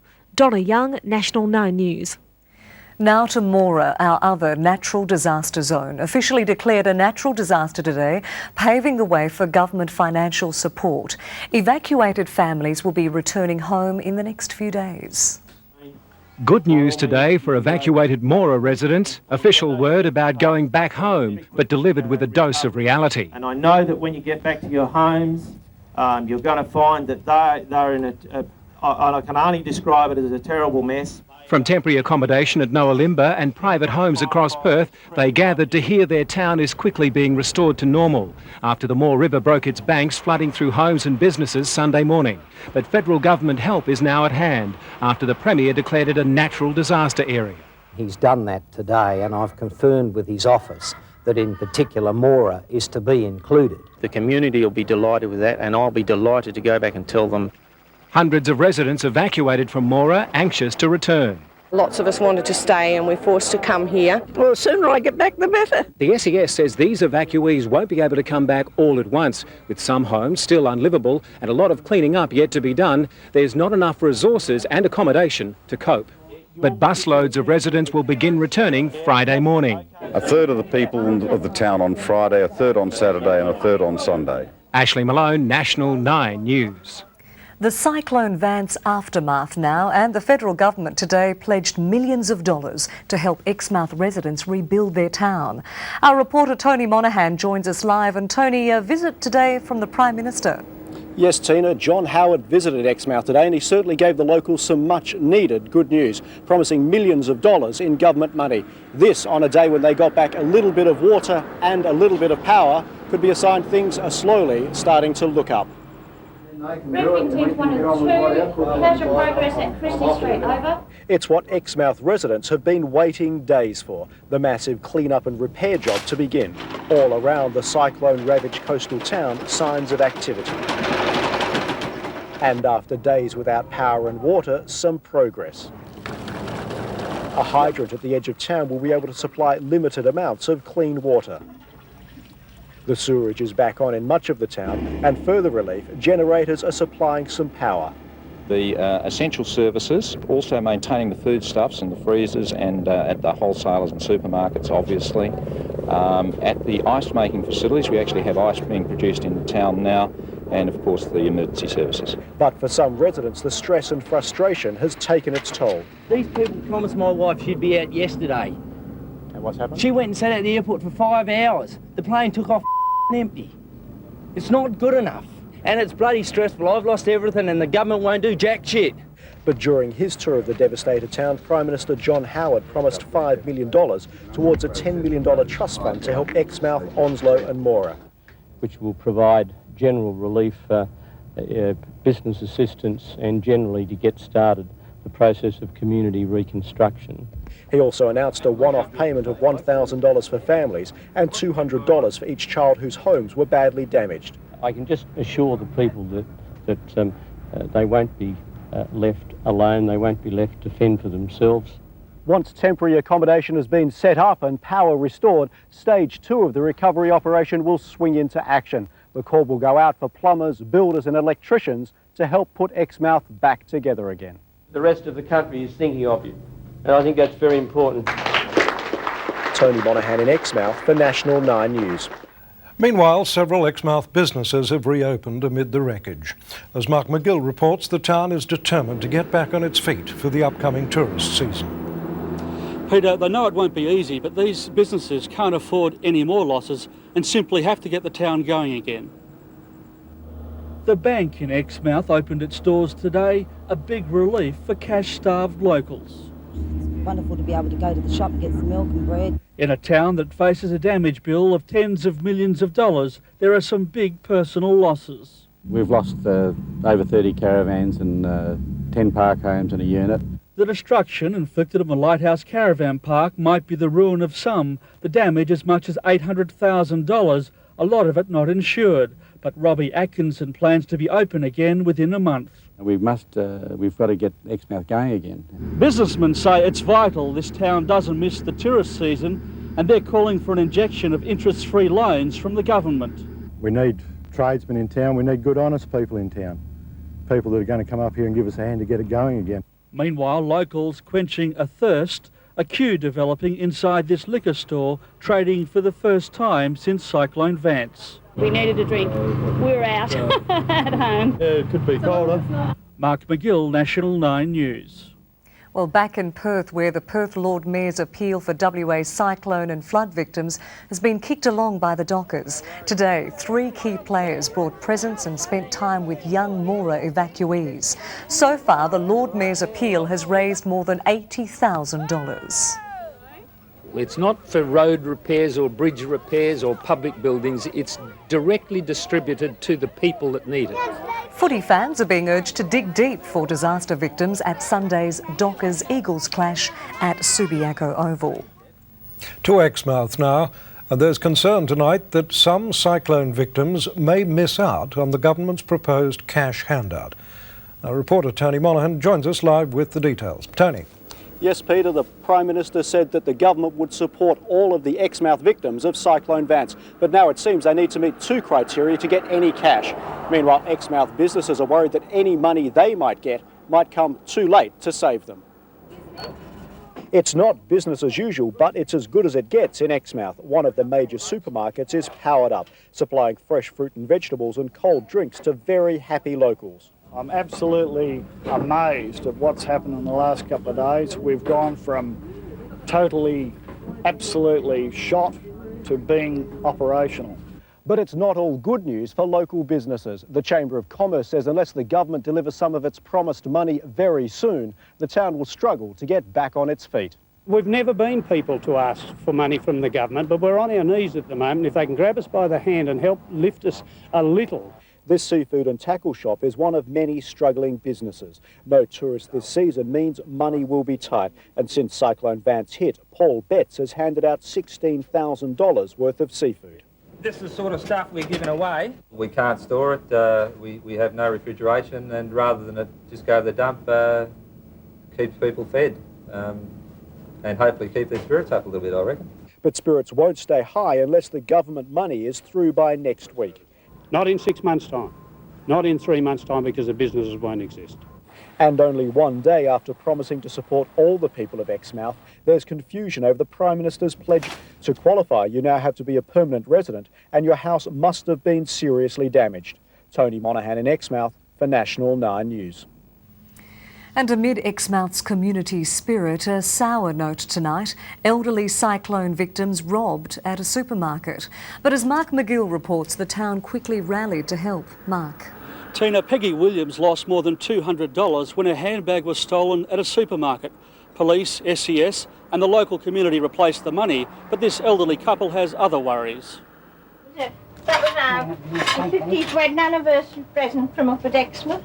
Nearly 80 years old, Dunkirk veteran Arthur Williams and wife Peggy were stripped of almost everything in the cyclone. Then Mrs Williams' handbag was stolen after she left it at the checkout counter. Oh, I was devastated at the time because, you know, I didn't know what was going to happen or, you know, how we'd go on. The couple grateful the money's been replaced, but they face a bigger problem. They rented the house and nothing was insured. You just can't afford it, you know. Oh, no, we'll just manage best we can. Thank you. No worries. Better news for Angus Trelaw and family, whose house was wiped out 2 days before they were due to buy it. They'll receive $30,000 contents insurance. Relief. Yeah, it's a good feeling. As for the house itself... Bit of a grey area. No one really knows what's happening. But a clearer picture of the destruction is emerging. SGIO expects to have assessed 200 claims by Sunday. It may well run into the millions, but as I said, it's too early to say at this stage, but we should know more in the next day or two. And the insurer is negotiating with the Shire to set up a semi-permanent construction camp.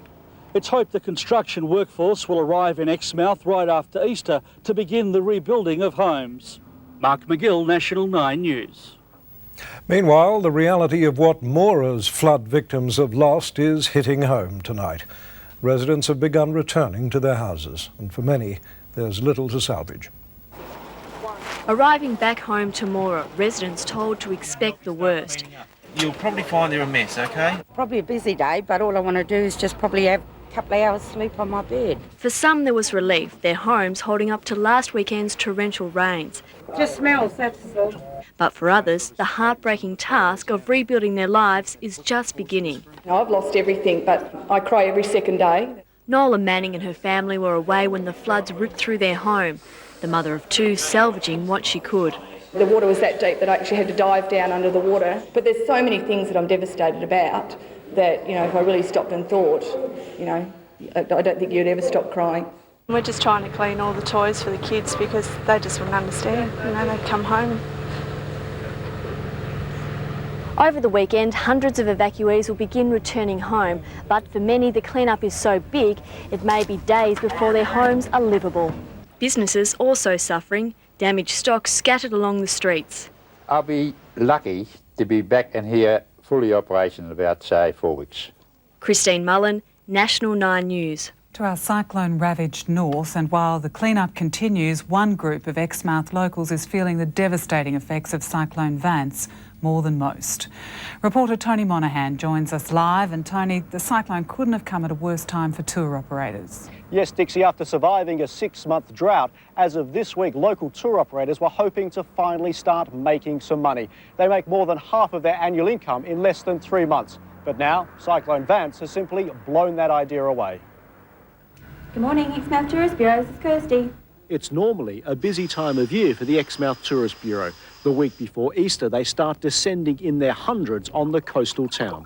Yeah, you can't find a bed in town. It's the peak tourist time. It's the best time to come to Exmouth. It's great for going fishing, swimming with the whale sharks, diving, snorkelling. But today, the airport was all but empty, and despite the huge financial losses to the town, the Tourist Bureau was telling them not to come. What are tourists worth to a town like Exmouth? Millions, tens and hundreds of millions of dollars. The Exmouth Diving Centre is just one of dozens of tourist operators that have struggled through the tough times, only to have their saving grace killed by Cyclone Vance. Probably sort of 60 or 70% of the yearly income would have come in the next two and a half months. At this time of year, this marina is usually crowded. Hundreds of tourists paying up to $300 each to dive with the whale sharks. It's estimated that these tours alone are worth about $8 million a year. And no tourist means not just no money, but no jobs. We've got a workforce of probably 12, 14 people. They've got no employment at this point. They've had to go and register on the dole. For 13 years, this caravan park was Peter Turner's labour of love. It was destroyed in 3 hours. It's not only us losing our accommodation, but the people that we house here spend their money in the supermarkets and do various other things, so everyone's suffering quite badly. Peter says if power comes on soon, he might be able to take caravanners, but it might not be worth the risk if they don't enjoy living among cyclonic ruins. But despite being down, no one is saying tourism in Exmouth is out. We'll be back strong as ever next year and look forward to getting everyone in town for a bigger, better Exmouth. Tony Monaghan in Exmouth for National 9 News. Well, still on nature's devastation, and day by day the face of Moora is returning to normal. Locals admit they have a huge task ahead, but morale is growing as the shock begins to wear away. Slowly, Moora is scrambling to its feet. Community spirit, the glue binding residents as they rebuild their homes and lives. When it all went down, there's like 2 inches of mud right through the whole house. Like, we had to shovel it before we could mop it or sweep it. You can't liken it to a war zone, but what else can you describe it as? I mean, everyone's house and contents are on their front lawn. And across town, 100 SES volunteers scattered, providing desperately needed extra hands, while teenage police rangers organise bedding. Help too from volunteer police around the state, supporting their own. They come to help us to clean our houses up because when the flood hit, we were too busy rescuing people. At its worst, this main street was 5 feet underwater. 6 days on, locals are starting to come to terms with the damage, with more arriving home tomorrow. When they get there, a supply store operating from the high school gym will provide clothes, toiletries and food. Donna Young, National 9 News. Meantime, the generosity of Western Australians just keeps on reaching new heights. 98-year-old Delina Squibb today was one of several hundred people to donate goods to our cyclone and flood victims. It was all part of Radio 6NR's collection day at Curtin University. And while the donations will hopefully ease the suffering for many, Opposition Leader Kim Beazley says it will nevertheless be a slow road to recovery. It'll take some while to work out what the real needs of the town are. After a disastrous week, Exmouth locals are tonight trying to put it all behind them. Reporter Tony Monaghan joins us live, and Tony, there's actually been some celebrations in the town. Yes, Dixie, it's been a week every Exmouth local would rather forget. Understandably, emotions have been running high. Today they started shedding and sharing their worries, starting with a Palm Sunday church service. Hosanna, Hosanna, Hosanna in the highest. Their numbers were dwindled, their homes and lives destroyed, yet they came to give thanks and to celebrate their survival and their future. I thank you, Lord, that even though it wasn't your voice, you sent the voice of a neighbour to come and get me, and so that I could see my family and my grandchildren again.